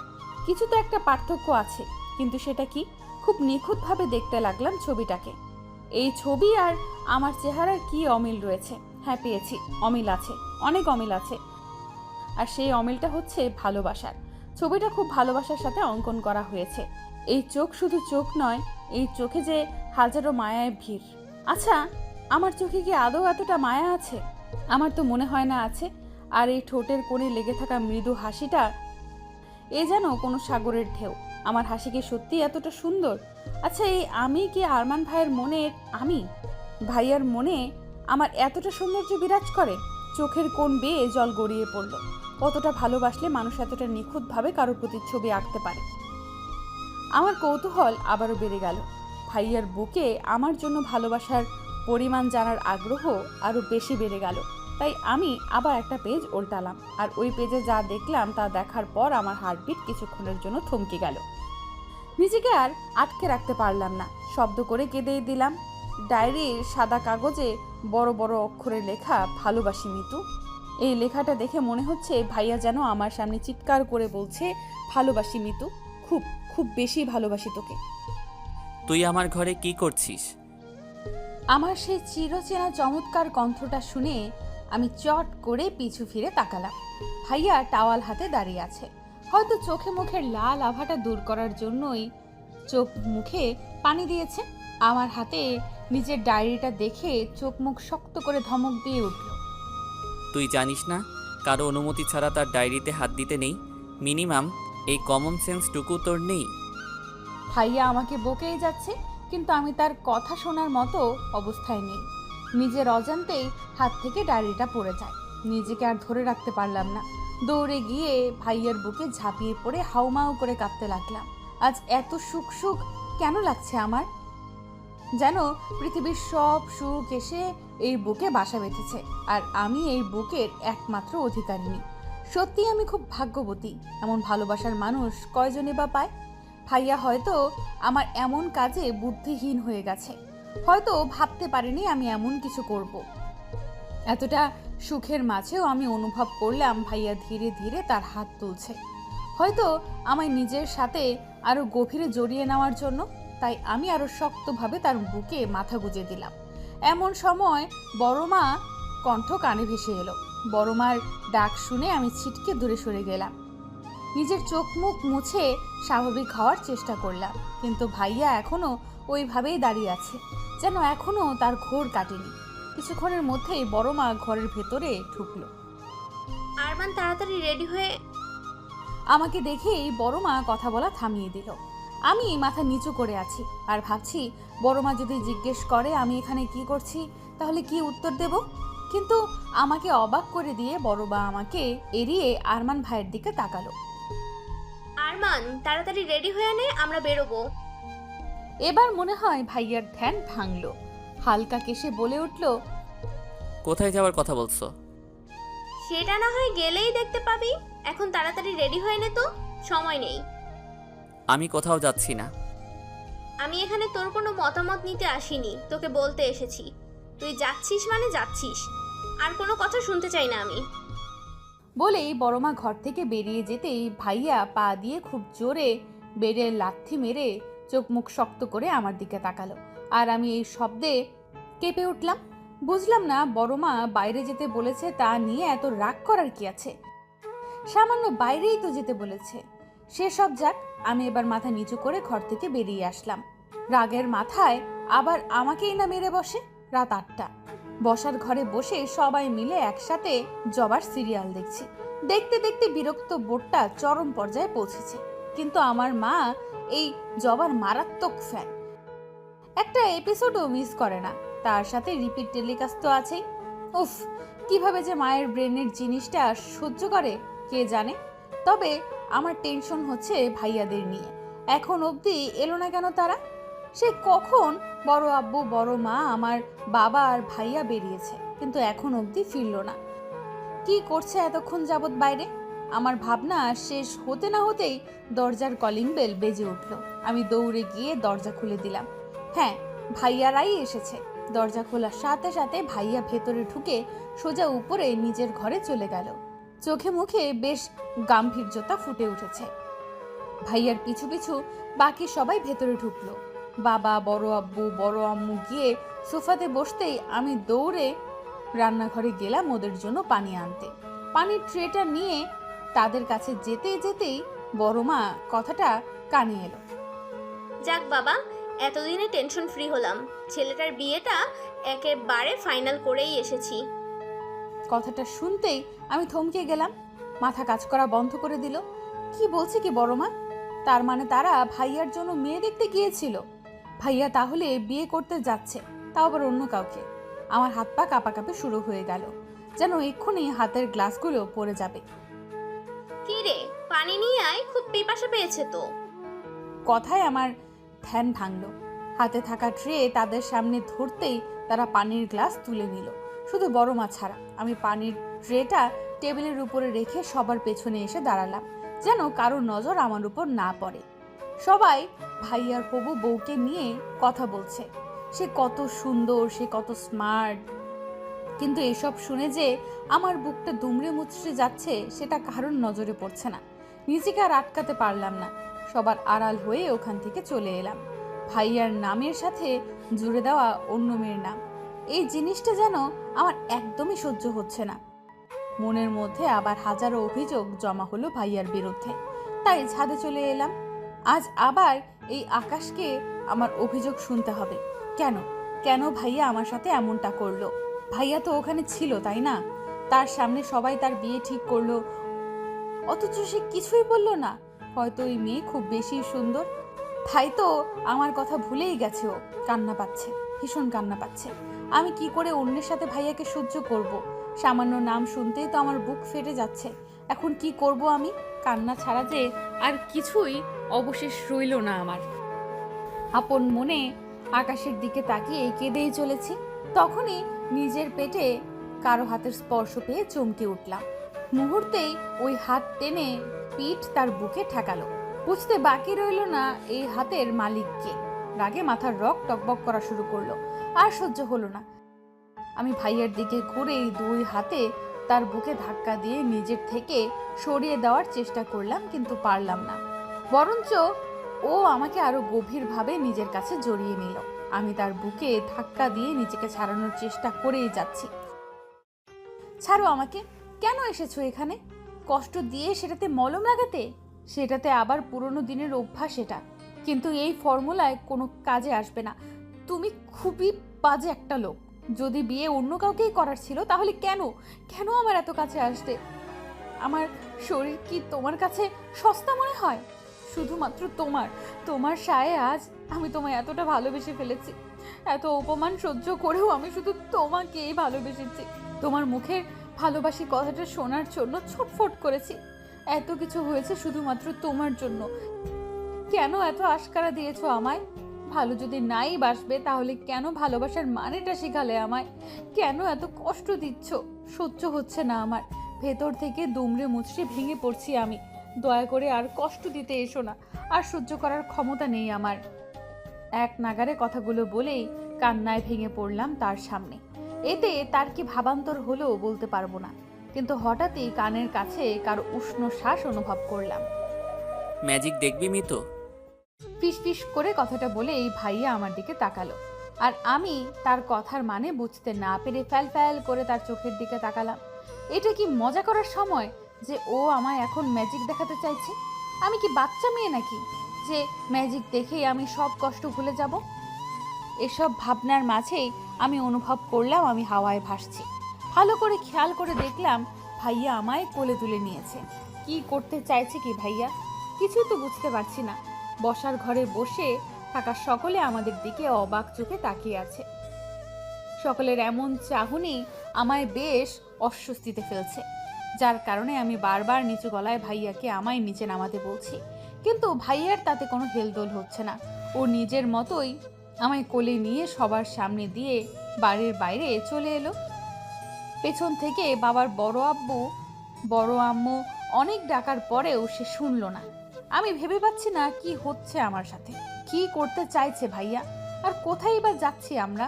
আমার সকল ভাবনার মাঝেই ভাইয়া আমাকে গাড়ির সামনের সিটে বসিয়ে সিট বেল্ট লাগিয়ে দরজা লাগিয়ে দিল, আর ও নিচে ড্রাইভিং সিটে এসে বসলো।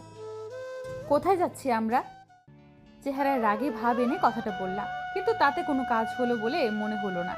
ভাইয়া স্বাভাবিকভাবে নিজের পকেট থেকে ফোন বের করে ওটাতে মনোযোগ দিল। এবার আমার মাথা 100 ডিগ্রি ঘুরে গেল। এখানে আমি মরছি আমার জ্বালায়, আর উনি মনের সুখে ফোন টিপতে রাখলেন। রাগের মাথায় তার হাত থেকে ফোনটা কেড়ে নিতে চাইলেই ভাইয়া হাত সরিয়ে আমার দিকে শান্ত দৃষ্টিতে তাকালো। আমার দিকে তাকিয়ে থেকেই হাতের ফোনটা পকেটে পুরে এবার গাড়ি চালাতে শুরু করলো। এবার আমার টনক নড়ে উঠল। এই গাড়ি থামাও, কোথায় যাচ্ছি আমরা? কোথায় নিয়ে যাচ্ছ আমায়? আমি কোথাও যাব না তোমার সাথে, শুনেছ? আমি তোমার সাথে কোথাও যাব না, গাড়ি থামাও বলছি। এক নাগারে বক বক করতে করতে তার স্টিয়ারিংয়ে থাকা হাত ধরে টানাটানি করছি, আর ভাইয়া একদম ডোন্ট কেয়ার ভাব নিয়ে গাড়ি চালাচ্ছে। বক বক করতে করতে হঠাৎ আমার মনে হলো গাড়ি থেমে গেছে। আমি ভাইয়ার হাত ধরে থাকা অবস্থাতেই আশেপাশে তাকালাম। হ্যাঁ, গাড়ি থেমে গেছে। তাহলে কি ভাইয়া আমার বকবকানিতে রাগ করেই গাড়ি থামালো? এবার আমার ভয় লাগা শুরু করলো। ছোটোখাটো একটা ঢোক গিলে ভাইয়ার দিকে তাকাতেই দেখি ভাইয়া গাড়ি থেকে নামছে। আরে কোথায় যাচ্ছ? আমার প্রশ্নের কোনো উত্তর না দিয়ে ভাইয়া গাড়ি থেকে নেমে আমার পাশে এসে গাড়ির দরজা খুলে শটান আমার কোলে তুলে নিল। ভাইয়ার এমন বিহেভিয়ারে সত্যি আমি অবাক হচ্ছি। আসলে কি করতে চাচ্ছে ভাইয়া, আর আমরা কোথায় বা যাচ্ছি? আমি এই জায়গাটা চেনার জন্য আশেপাশে তাকালাম। হঠাৎই আমার চোখের সামনে অফিসের টাঙানো বোর্ডের উপর আটকে গেল। সাথে সাথেই বুকটা ধরাস করে উঠল। এ তো ম্যারেজ রেজিস্ট্রি অফিস, কিন্তু ভাইয়া আমায় এখানে কেন নিয়ে এলো? না না, আর এই লোককে বিশ্বাস করা যাবে না। এর মতলব আমার কাছে ঠিক লাগছে না।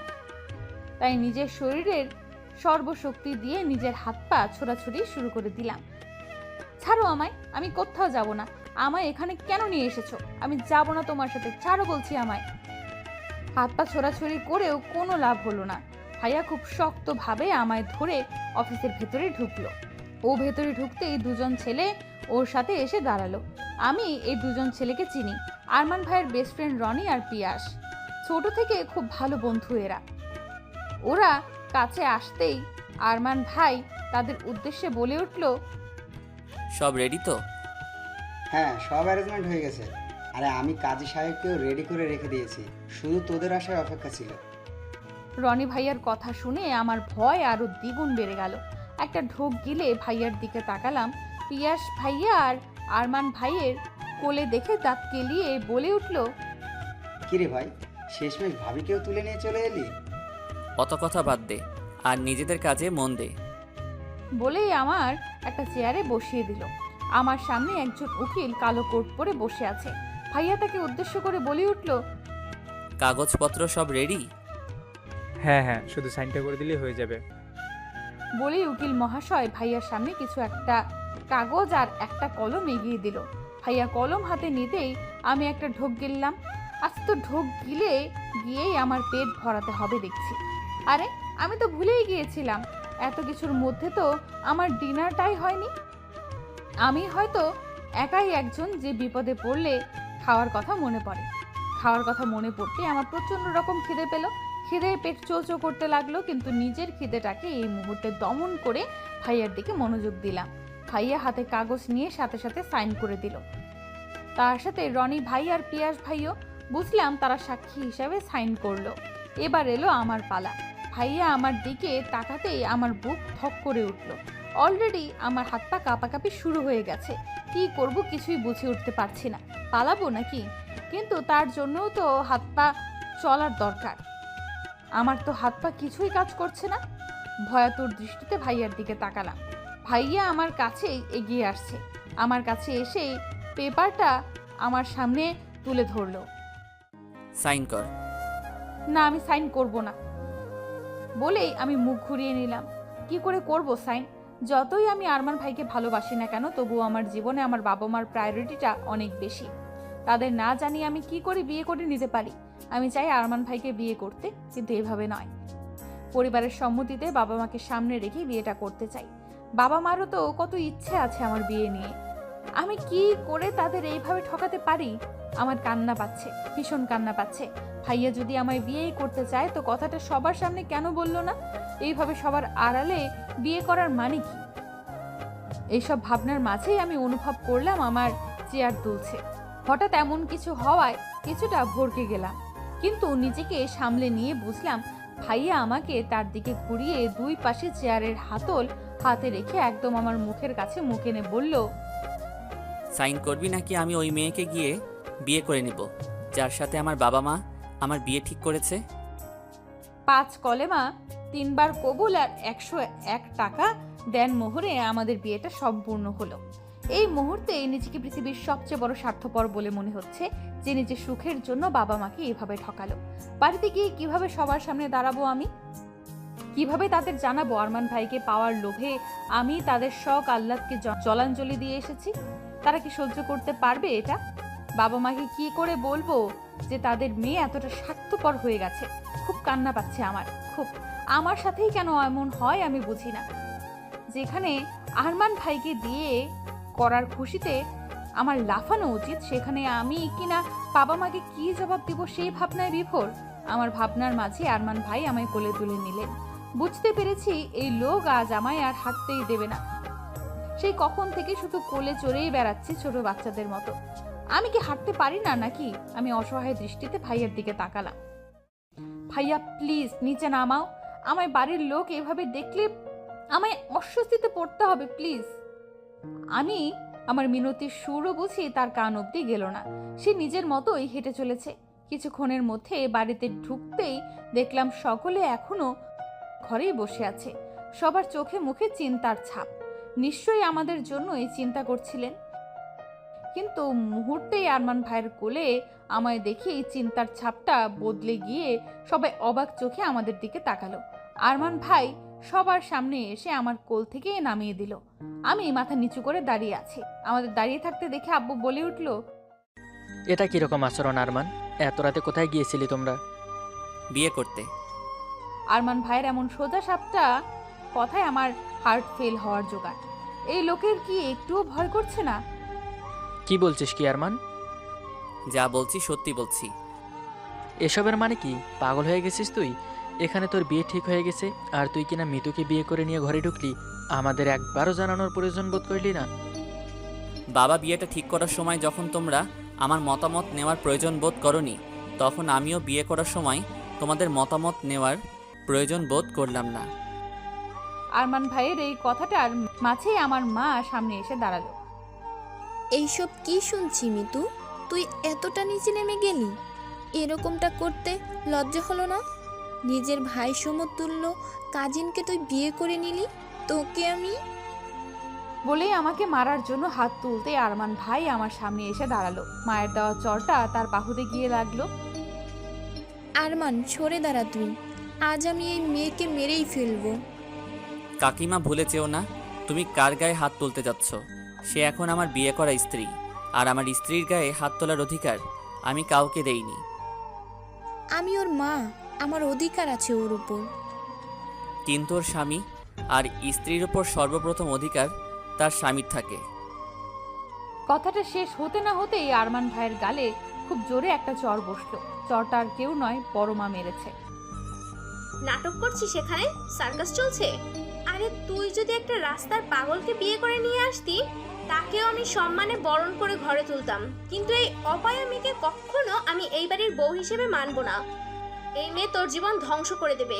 সর্বনাশী এই মেয়ে, যার জীবনে যাই হোক না কেন, যার জীবনই ধ্বংস করে দেয়। মা ভুলে যেও না তুমি যার সম্পর্কে কথাগুলো বলছো সে এখন আমার স্ত্রী। নিকুচি করেছে তোর স্ত্রী।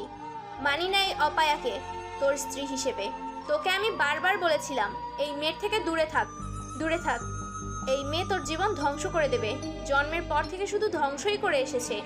জন্মের পর পরই নিজের বাপের ব্যবসা গেল, সাথে 2 বছরের জেলও হলো। তারপরেই নিজের মাকে বান্দি বানালো। সেদিন ওই পীর বাবাও এই মেয়ের হাত গণনা করে বলেছিলেন এর জীবনের সাথে যে জড়াবে তার জীবনও ধ্বংস ছাড়া আর কিছুই হবে না। আর সেই কথা সত্যিই প্রমাণ হলো যখন এই গ্রামে তার নানার বাড়ি পা রাখতে না রাখতেই বন্যায় তাদের ঘর বাড়ি ভাসিয়ে নিয়ে গেল। আর কিছুদিন আগেও দুবার বিয়ে ভাঙলো ওই মেয়ের। আর কি প্রমাণ চাই এই মেয়ের অপায়া হবার? কতবার আয়েশাকে বললাম এই মেয়েকে দূরে কোথাও রেখে আসতে, কিন্তু ও তো কোনো কথাই শুনলো না। বরঞ্চ এখন আমার ছেলের ঘাড়ে এই মেয়েকে চাপাতে চাইছে।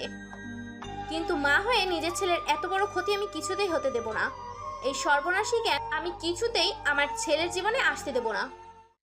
বড় মা এক নাগারে কথাগুলো বলেই যাচ্ছে, কিন্তু আমার আর শোনার ক্ষমতা নেই। সব কিছু কেমন যেন আবছা আবছা লাগছে, চোখের জলটাও অবাধ্য হয়ে এসেছে। আমি অপয়া, সর্বনাশী।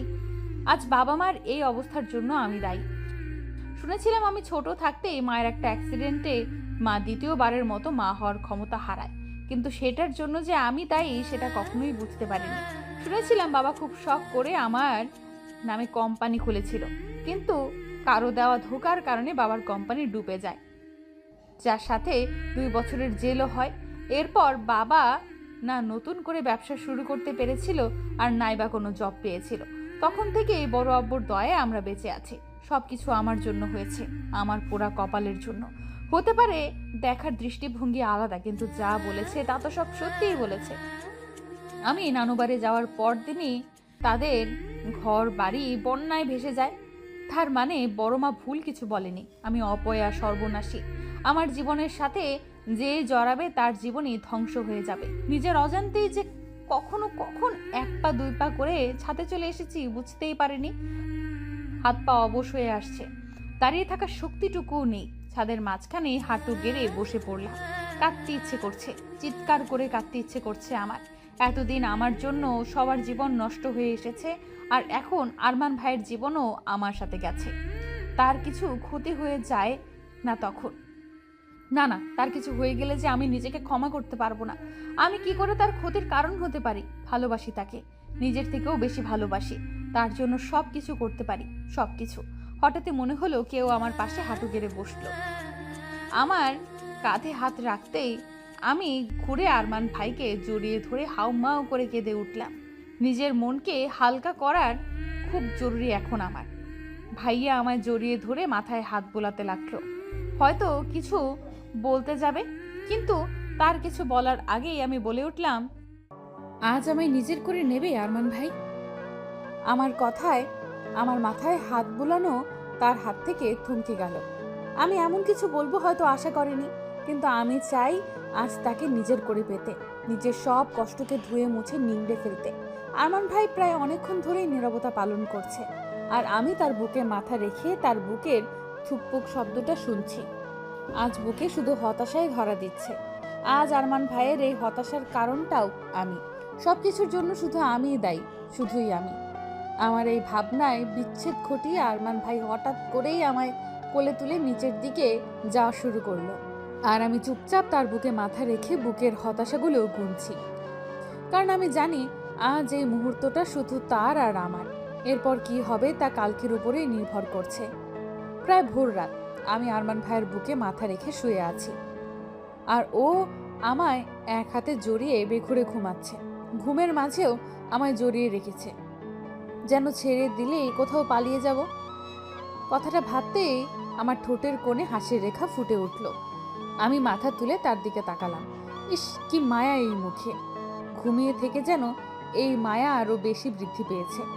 আমি তার গালের খোঁচা খোঁচা দাড়িগুলোতে আলতো করে হাত ছুঁয়ে দিয়ে আবার তার বুকে মাথা রাখলাম। কতদিনের লোভ ছিল এই দাড়িগুলো ছুঁয়ে দেয়ার, আজ তা পূরণ হলো। ফজরের আজানের ধ্বনিতে আমি আরমান ভাইয়ের থেকে নিজেকে ছাড়িয়ে উঠে বসলাম। চুলগুলো হাত খোপা করতে করতে কাবার থেকে নিজের ড্রেস নিয়ে ওয়াশরুমের দিকে পা বাড়ালাম। চোখগুলো ভীষণ জ্বালা করছে, হয়তো সারা রাত ঘুম না আসার কারণে। আসলে আমি ঘুমাতেও চাইনি, আরমান ভাইয়ের সাথে কাটানো প্রত্যেকটা মুহূর্তকে শুধু অনুভব করতে চেয়েছি। ঘুমিয়ে পড়ে এই রাতের একটা ছোট্ট মুহূর্তও আমি মিস করতে চাইনি। এই মুহূর্তগুলোকে নিয়েই তো বাকি জীবনটা কাটাতে হবে। আচ্ছা, আমি কি পারবো তাকে ছাড়া থাকতে? না, পারতে আমাকে হবেই। আরমান ভাইয়ের জন্য হলেও আমাকে পারতে হবে। তার ভালোর জন্য আমাকে সব কিছুই পারতে হবে। একটা বুক ফুলানো দীর্ঘশ্বাস ফেলে শাওয়ার শেষে উজু করে ওয়াশরুম থেকে বেরিয়ে এলাম। ফজরের নামাজটা কাজা করলাম। নামাজ শেষে জায়নামাজ গুছিয়ে রেখে আরমান ভাই এক গাদা বই থাকা টেবিলের কাছে গেলাম। একটা নোট পাতার মধ্য পাতা ছিঁড়ে ওটাতে লিখতে বসলাম। লেখা ততটাও ভালো না, ভাঙা ভাঙা হাতা, বাঁকা বাঁকা অক্ষরে মনে আসছিল, তাই লিখে যাচ্ছিলাম। আজ এই লেখাটা আমাদের জীবন বদলে দেবে। এই চিঠিটাই আরমান ভাই আর আমার দুজনের পথ আলাদা করে দেবে। আচ্ছা, সামান্য একটা চিঠির উপর ভিত্তি করে কি ভাইয়া আমার থেকে দূরে সরে যাবে? একবারের জন্য খোঁজার চেষ্টাও করবে না? সে যাই করুক না কেন। ও, আমি তো চাই ভাইয়া আমায় ভুলে যাক, নিজের জীবন নিজের মতো করে সাজিয়ে নিক। আমার মতো একটা পোড়া কপালের জন্য ও কেন নিজের জীবনের সর্বনাশ ডেকে আনবে? আর আমিই বা কি করে হতে দেই এটা? ভাইয়ার ভালোর জন্য আমাকে তার জীবন থেকে দূরে সরে যেতেই হবে, অনেক দূরে যেতে হবে। চিঠিটা লেখা শেষ করে কাগজটা ভাঁজ করে বিছানার পাশের টেবিলে ওয়েট চাপা রেখে দিলাম। তারপর নিজের প্রয়োজনীয় জিনিসপত্র নিয়ে বেরিয়ে পড়লাম ঘর থেকে, আরমান ভাইয়ের জীবন থেকে অনেক দূরে সরে যাওয়ার জন্য, সারা জীবনের জন্য। আজ 11 দিন আমি ওই বাড়ি ছেড়ে চলে এসেছি। এখানে চট্টগ্রামে বসবাসরত এক বন্ধু টিয়ার বাড়িতে উঠেছিলাম। তার মা এক এনজিওর মেম্বার। আমি তাদের সাথে কথা বলেই এনজিওতে একটা কাজের কথা বলি। যেহেতু নিজের এডুকেশনের সকল কাগজপত্র সাথে নিয়েই এসেছিলাম, তাই কাজটা পেতে ততটা বেগ পেতে হলো না। কিন্তু আমার অতীত শুনে টিয়ার মা আমার দিকে এক অন্যরকম নজরে তাকানো শুরু করলেন।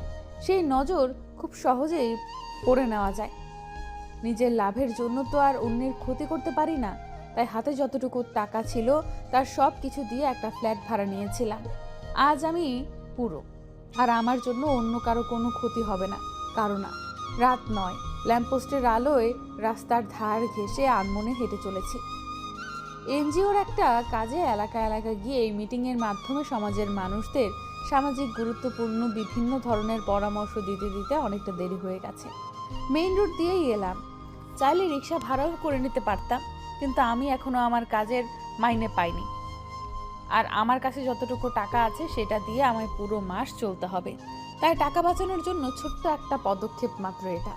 ল্যাম্পপোস্টের মৃদু আলো ছড়াচ্ছে পুরো রাস্তায়, আর আমি একাই একটা মেয়ে হেঁটে চলেছি এক ধোঁয়াশা জীবনের উদ্দেশ্যে। এই মুহূর্তে বাড়ির লোকদের কথা খুব মনে পড়ছে আমার। আচ্ছা, বাবা মা যখন আমায় বাড়িতে খুঁজে পায়নি তখন তাদের মানসিক অবস্থা কেমন ছিল? নিশ্চয়ই খুব কেঁদেছে। আর আর আরমান ভাই, সে কি আমায় খুঁজেছে, নাকি চিঠিটাকেই মান্য দিয়ে নিজের নতুন করে জীবন শুরু করেছে? এই 11 দিনেই কি ও আমায় ভুলে গেছে?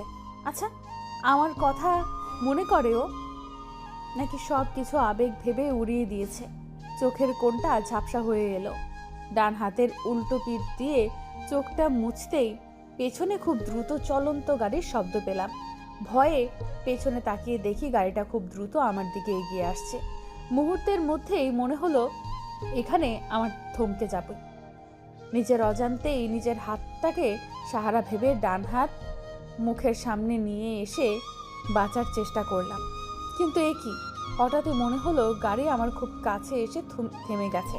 হাত সরিয়ে সামনে তাকাতে যাব তার আগেই কারো হাত খুব শক্ত করে আমায় গলা চেপে ধরে আমায় পিছিয়ে নিয়ে যেতে যেতে কিছু একটার সাথে আমার পিঠ ঠেকালো। ঘটনাটা খুব দ্রুত ঘটে যাওয়ার জন্য আমার মাথায় কিছুই ঢুকলো না। নিজের হাত পেছনে নিয়ে গেলে বুঝতে পারলাম আমি গাছের সাথে আটকেছি। এবার আমি গাছ থেকে হাত সরিয়ে গলায় থাকা হাতটা ধরে নিজেকে ছাড়ানোর চেষ্টা করতে লাগলাম। এই যেন আমার দম বন্ধ হয়ে যাবে। আমি বাঁচার জন্য ছটফট করতে করতে সামনের দিকে তাকাতেই থমকে গেলাম। ল্যাম্পপোস্টের আলোর সাথে গাড়ির হেডলাইটের আলোয় আরমান ভাইয়ের ভয়ঙ্কর মুখটা আরো বেশি ভয়ঙ্কর হয়ে উঠেছে। আমি আমার গলায় থাকা হাতটার কথা ভুলে তার দিকে অবাক চোখে তাকালে, ইস, কি অবস্থা করেছে নিজের চেহারার। উস্কো খুস্কো চুল, খোঁজা খোঁজা দাড়িগুলোকেও হালকা বেড়ে গেছে। চোখের লাল আভাটা যেন আমায় জ্বালিয়ে দিচ্ছে। ভাইয়া এবার আমার গলায় হাত রেখেই আমার দিকে কিছুটা এগিয়ে এলো। আমার চোখে চোখ রেখে বলল, সাহস হলো কি করে তোর আমার থেকে দূরে পালাবার কথা ভাবতে? আরমান ভাইয়ের মুখ থেকে এক উদ্ভট গন্ধ বেরোচ্ছে। বুঝলাম ভাইয়া ড্রিঙ্ক করেছে, আর তাই এতটা কন্ট্রোল লেস হয়ে গেছে। আমায় চুপ থাকতে দেখে ভাইয়া আরো কঠিন গলায় বলে উঠল, যদি দূরেই চলে যাবি তাহলে সেই রাতে আমার সাথে বিছানায় শুয়েছিলি কেন? নিজের শরীরের খিদে মেটানোর জন্য? তার কথায় এইবার আমি ঘেন্নায় মুখ সরিয়ে নিলাম। অস্পষ্ট কণ্ঠে কিছু বলতে যাব তার আগেই আরমান ভাই আলমোড়ো শক্ত করে আমার গলা চেপে ধরে বলল, চুপ, একদম চুপ। একটা শব্দ গলা থেকে বের করলে গলা চেপে মেরে এখানেই পুঁতে রাখবো। কি ভেবেছিস কি তুই আমি তোকে খুঁজে পাবো না? এই পৃথিবীর যেই কোণাতেই লুকিয়ে থাক না কেন, তোকে আমি খুঁজে বের করবই। আমার থেকে পালানো এতটা সহজ নয়। খুঁজে তো আমি তোকে সেই কবেই পেয়েছি, কিন্তু প্রচণ্ড রকমের রাগ আমাকে জেঁকে বসেছিল। ভেবেছিলাম যখন তুই আমার থেকে দূরে গিয়ে নতুন জীবন শুরু করতে চাস, তাহলে আমি কেন পারবো না? ভুলতে চেয়েছিলাম তোকে। তোকে ভোলার জন্য সব ধরনের মাদকদ্রব্য সেবন করে মাদকাসক্ত হয়েছি, কিন্তু তোর নেশা সব কিছুকে হার মানিয়ে দিয়েছে। একটা মুহূর্ত তোকে ভুলতে দেয়নি আমায়। নেশা তুই আমার, তোর নেশাতে নেশাগ্রস্ত আমি। তোকে ছাড়া থাকা অসম্ভব। আরমান ভাইয়ের কথাগুলো বলতে বলতে আমার গলা ছেড়ে গালো বুড়ো আঙুল দিয়ে স্লাইড করতে লাগলো। নিজের ঠোঁট আমার ঠোঁটের একদম কাছাকাছি নিয়ে এলো। তার এমন আচরণে আমার বুক দুমড়ে মুচড়ে যাচ্ছে। ভীষণ কান্না পাচ্ছে আমার। কাঁদতে ইচ্ছে করছে। তার বুকে মাথা রেখে কাঁদতে ইচ্ছে করছে, কিন্তু আমার সব ইচ্ছেকে ধুলি চাপা দিয়ে ভাইয়া হঠাৎই আমার গাল ছেড়ে হাত ধরে টানতে টানতে গাড়ির দিকে নিয়ে যেতে লাগলো। হঠাৎ করেই আমার গালে খুব জোরে একটা চড় পড়ে। গালে হাত দিয়ে অশ্রুসিক্ত চোখে অপরাধীর মতো মাথা নিচু করে দাঁড়িয়ে আছি বাড়ির সকলের সামনে। থামলে কেন কাকি? আরও দুটো কষে দাও। এই মেয়ে এটারই যোগ্য। আরমান ভাইয়ের কথা শুনে আমার কান্নার বেগ আরো বেশি বেড়ে গেল, কিন্তু আমার মা আমার কান্নাকে পাত্তা না দিয়ে আমার দু বাহু শক্ত করে ধরে নিজের দিকে ঘোরালো। বলতে পারিস তোর কোন জিনিসটাই আমরা কোনো কমতি রেখেছি? এত ভালোবেসেছি তোকে, নিজেরা না খেয়ে তোকে খাইয়েছি, আর তুই এত বড় একটা ভুল সিদ্ধান্ত নিয়ে বসলি। এইদিকে তাকা। বাড়ি থেকে চলে যাওয়ার সময় একবারও কি তোর আমাদের কথা মনে পড়েনি? একবারও মনে হলো না আমরা কি নিয়ে বাঁচবো? তুই তো আমাদের একমাত্র সম্বল রে। তোকে নিয়েই বেঁচে আছি আমরা। তাহলে কোন সাহসে তুই এই সিদ্ধান্ত নিলি? কিভাবে চলে গেলি তুই আমাদের ছেড়ে? কথাগুলো বলতে বলতেই মা কান্নায় ভেঙে পড়ল। মায়ের কান্না দেখে আমারও ভীষণ কান্না পাচ্ছে। এবার বুঝতে পেরেছি আমি কত বড় ভুল করেছি। তাদের ভালো করতে গিয়ে যে তাদের এতটা কষ্ট দিয়ে ফেলেছি বুঝতেই পারিনি। আরমান ভাই ঠিক ছিল, আরও কিছু চরের যোগ্য আমি। এতটুকু শাস্তিতে হবে না আমার। মাথা নিচু করে কেঁদেই চলেছি, তখনই বড় মা এগিয়ে এলো। আমি বলেছিলাম না, এই মেয়ে যার জীবনেই যাবে তার জীবনটাই ধ্বংস করে দেবে। এই মেয়ে একবার দেখ আমার ছেলের জীবনটা কি করেছিস তুই। কয়েকদিনে তো ওর মুখটা দেখারও সুযোগ হয়ে ওঠেনি। যদিও কখনো কখনো বাড়ি ফিরেছে, তখন তো তার দিকে তাকানো কষ্টদায়ক হয়ে গিয়েছে। কি অবস্থা হয়েছে আমার ছেলেটার চেহারার। সব তোর জন্য হয়েছে। আমার ছেলের এই অবস্থার জন্য তুই দায়ী। স্টপ ইট মা, এখনো তোমার বলা শেষ হয়নি? সেদিন কি কিছু কম বলেছিলে যে আজ আবার শুরু হয়ে গেলে? হ্যাঁ, তোমার ছেলের এই অবস্থার জন্য ওই মেয়েটাই দায়ী, কিন্তু ও আমার জীবনে আসার জন্য নয়। কিছুদিনের জন্য ও আমার জীবন থেকে চলে যাওয়ার জন্য আমার এই অবস্থা। আমি বুঝি না তুমি এমন নিকৃষ্ট মানসিকতার কি করে হতে পারো। কিছু দুর্ঘটনাকে তুমি মৃত্যুর ঘাড়ে চাপিয়ে দিচ্ছ। আমি কোনো দুর্ঘটনাকে চাপিয়ে দিচ্ছি না ওর ওপর। যা সত্যি তাই বলছি। কোন সত্যির কথা বলছো? কাকার ব্যবসায় ধোঁকা খাওয়ার কথাটা? সেটা কাকার নিজের অনভিজ্ঞতার কারণেই হয়েছে। আর যদি তুমি কাকির অ্যাক্সিডেন্টের কথা বলো, তাহলে আমি বলি ঢাকায় এমন অনেক অ্যাক্সিডেন্টই হয়। তুমি কোন কোন অ্যাক্সিডেন্টের দায়ভার মৃত্যুর ওপর চাপাবে? আর ওই পীর যার কথা শুনে তুমি মৃত্যুকে আজ অবধি দোষারোপ করছো, সে কিছু বছর আগেই ভণ্ড পীর প্রমাণ হয়ে এখন জেল খাটছে। আর এখন বাকি রইল দুবার বিয়ে ভাঙার কথা। ওটা মৃত্যুর জন্য নয়, আমার জন্য ভেঙেছে। ভাইয়ার এই কথায় সবাই তার দিকে অবাক চোখে তাকালো। আমার চোখেও প্রশ্নবোধক চিহ্ন আটকে রইল। আমার বিয়ে ভাইয়ার জন্য ভেঙেছে, কিন্তু কিভাবে? আমি ভেঙেছি ওই বিয়ে। আমি জানতাম মা মিতুকে ততটা পছন্দ করে না, তাই তার থেকে দূরে থাকার চেষ্টা করতাম। কিন্তু আমি ওকে অন্য কারোরও হতে দিতে পারতাম না, তাই সবার আড়ালেই আমি ওর বিয়ে ভেঙেছি। আর ওই বন্যা? মা, বন্যা আসবে এই নিউজটা খবরে নিউজ পেপারে কতদিন আগে থেকে ছাপা হচ্ছিল। এটা একটা প্রাকৃতিক দুর্যোগ, যা মিতু গ্রামে গেলেও আসতো, না গেলেও আসতো। তবে কি জানো তো মা, তোমার এই দৃষ্টিভঙ্গি আমি হাজার চেষ্টা করলেও বদলাতে পারবো না, যদি না তুমি নিজের থেকে বদলানোর চেষ্টা করো। বড় মা আরো কিছু বলতে যাবে, কিন্তু তার আগেই বড় আব্বু বলে উঠল, উফ, কি হচ্ছে এখানে? এত সব কথা কেন হচ্ছে? আমাকে বলবে দয়া করে। এতক্ষণ ধরে চুপ ছিলাম, কিন্তু আর নয়, বন্ধ করো এসব। আর মিতু, তুমি যা করেছো তা অবশ্যই ভুল ছিল, আর ভুলের শাস্তি তোমাকে পেতেই হবে। আর সে শাস্তি হিসেবে তোমাকে আবার আমার ছেলেকেই বিয়ে করতে হবে। বড় আব্বুর কথায় আমি চমকে উঠলাম। আমার ছেলে তোমাকে ভালোবাসে, তোমার সাথেই সে সুখে থাকবে। আর একজন বাবার এর থেকে বর পাওয়া আর কি থাকতে পারে? বিয়ে আবার হবে, ধুমধাম করে হবে। কি বলিস রাজ্জাক? বলেই বাবার কাঁধে হাত রাখলো বড় আব্বু। বাবার চোখ ছলছল করছে। তার সাথে আমারও। প্রায় 1 মাসের মধ্যে দ্বিতীয়বারের মতো আমাদের বিয়েটা হলো। তবে এই বিয়েটা পরিবারের সম্মতিতে, ধুমধাম করে, একদম আমার স্বপ্নের মতো করেই পেয়েছি আমি আমার ভালোবাসার মানুষকে। কিন্তু এই কয়দিনে আরমান ভাই আমার সাথে তেমন কোনো প্রয়োজন ছাড়া কথাই বলেনি। হয়তো এখনো অভিমান করে আছে আমার উপর। বড় মাও কেমন ভারী ভারী, হয়তো আমায় মেনে নেওয়ার চেষ্টা করছে।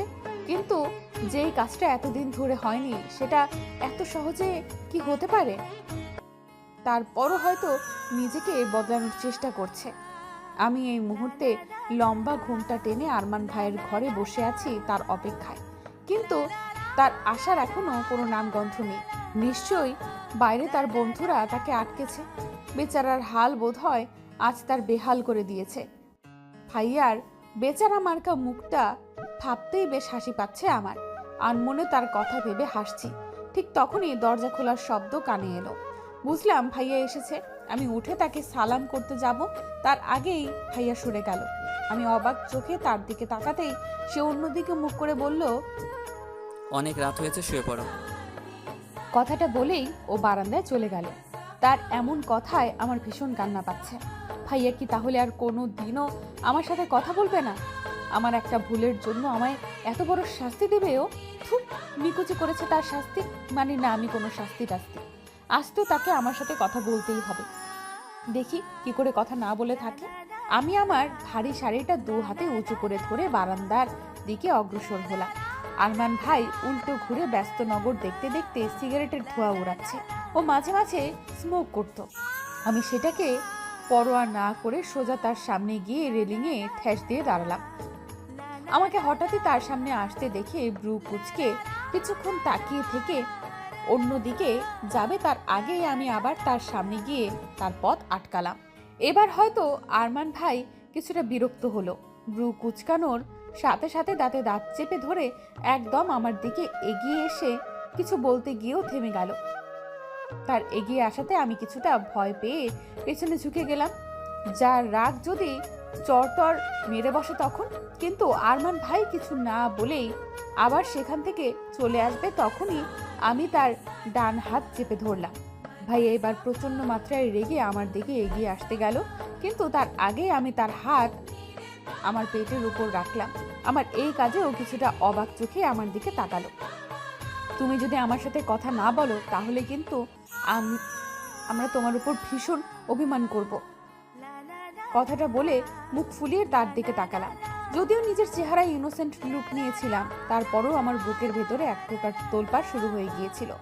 আমার কথায় তার অনুভূতিটা কিরকম হবে তা দেখার জন্য অধীরে আগ্রহে আমি আরমান ভাইয়ের দিকে তাকালাম।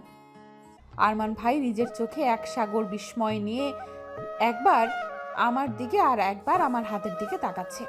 আমার ঠোঁটের কোণে মুচকি হাসি আর চোখে এতগুলো আগ্রহ নিয়ে তার দিকে তাকিয়ে আছি তার অনুভূতিটা জানার জন্য। আরমান ভাই জিহ্বা দিয়ে নিজের ঠোঁট ভিজিয়ে নিয়ে অন্যদিকে তাকালো, হয়তো নিজের চোখের জল আড়াল করার জন্য। কিন্তু তার চোখের ছলছল দৃষ্টিটা তো অনেক আগেই আমার কাছে ধরা পড়েছে। ভাইয়া দুবার জোরে জোরে শ্বাস নিয়ে আবার আমার দিকে তাকালো। তারপর কাপা কাপা গলায় বলে উঠল, ইউ নো হোয়াট, আজ হয়তো এই প্রথম কারো বাসর যে কিনা বাসর রাতেই জানতে পারছে সে বাবা হতে চলেছে। তার আবেগপূর্ণ এমন কথায় আমার ভেতরটা কেঁপে উঠল। তার ছলছল দৃষ্টি আজ আমায় জানান দিচ্ছে আমি কতটা ভাগ্যবতী। আরমান হাঁটু গেড়ে বসে আমার পেটে আলতো করে নিজের ঠোঁট ছুঁইয়ে আবার উঠে দাঁড়িয়ে হঠাৎ করেই আমায় জড়িয়ে ধরলো। ভালোবাসি মিতু, খুব খুব খুব বেশি ভালোবাসি তোকে। তুই তো আমার জীবনে অ্যাঞ্জেল হয়ে এলি রে। এঞ্জেল? তাও আমিও কি কারো জীবনের এঞ্জেল হতে পারি? হ্যাঁ পারি, কেন পারি না? আমি এঞ্জেল, আরমান ভাইয়ের এঞ্জেল। এই থুরি, আমি কি বলছি? নিজের স্বামীকে ভাই বলে সম্বোধন করছি, কিন্তু যদি ভাই না বলি তাহলে কি বলে ডাকবো? নাম ধরে? এই না না, ও আমার কত বড়, নাম ধরে ডাকলে কেমন জানি দেখায়। তাহলে কি বলবো? ওগো শুনছো? ইস কি লজ্জা গো। নিজের লজ্জা লুকাতে আমি তার বুকে নিজের মাথা গুঁজে দিলাম, কারণ লজ্জার উৎপত্তি যেখান থেকে তার নিঃশ্বাসও যে সেখানেই।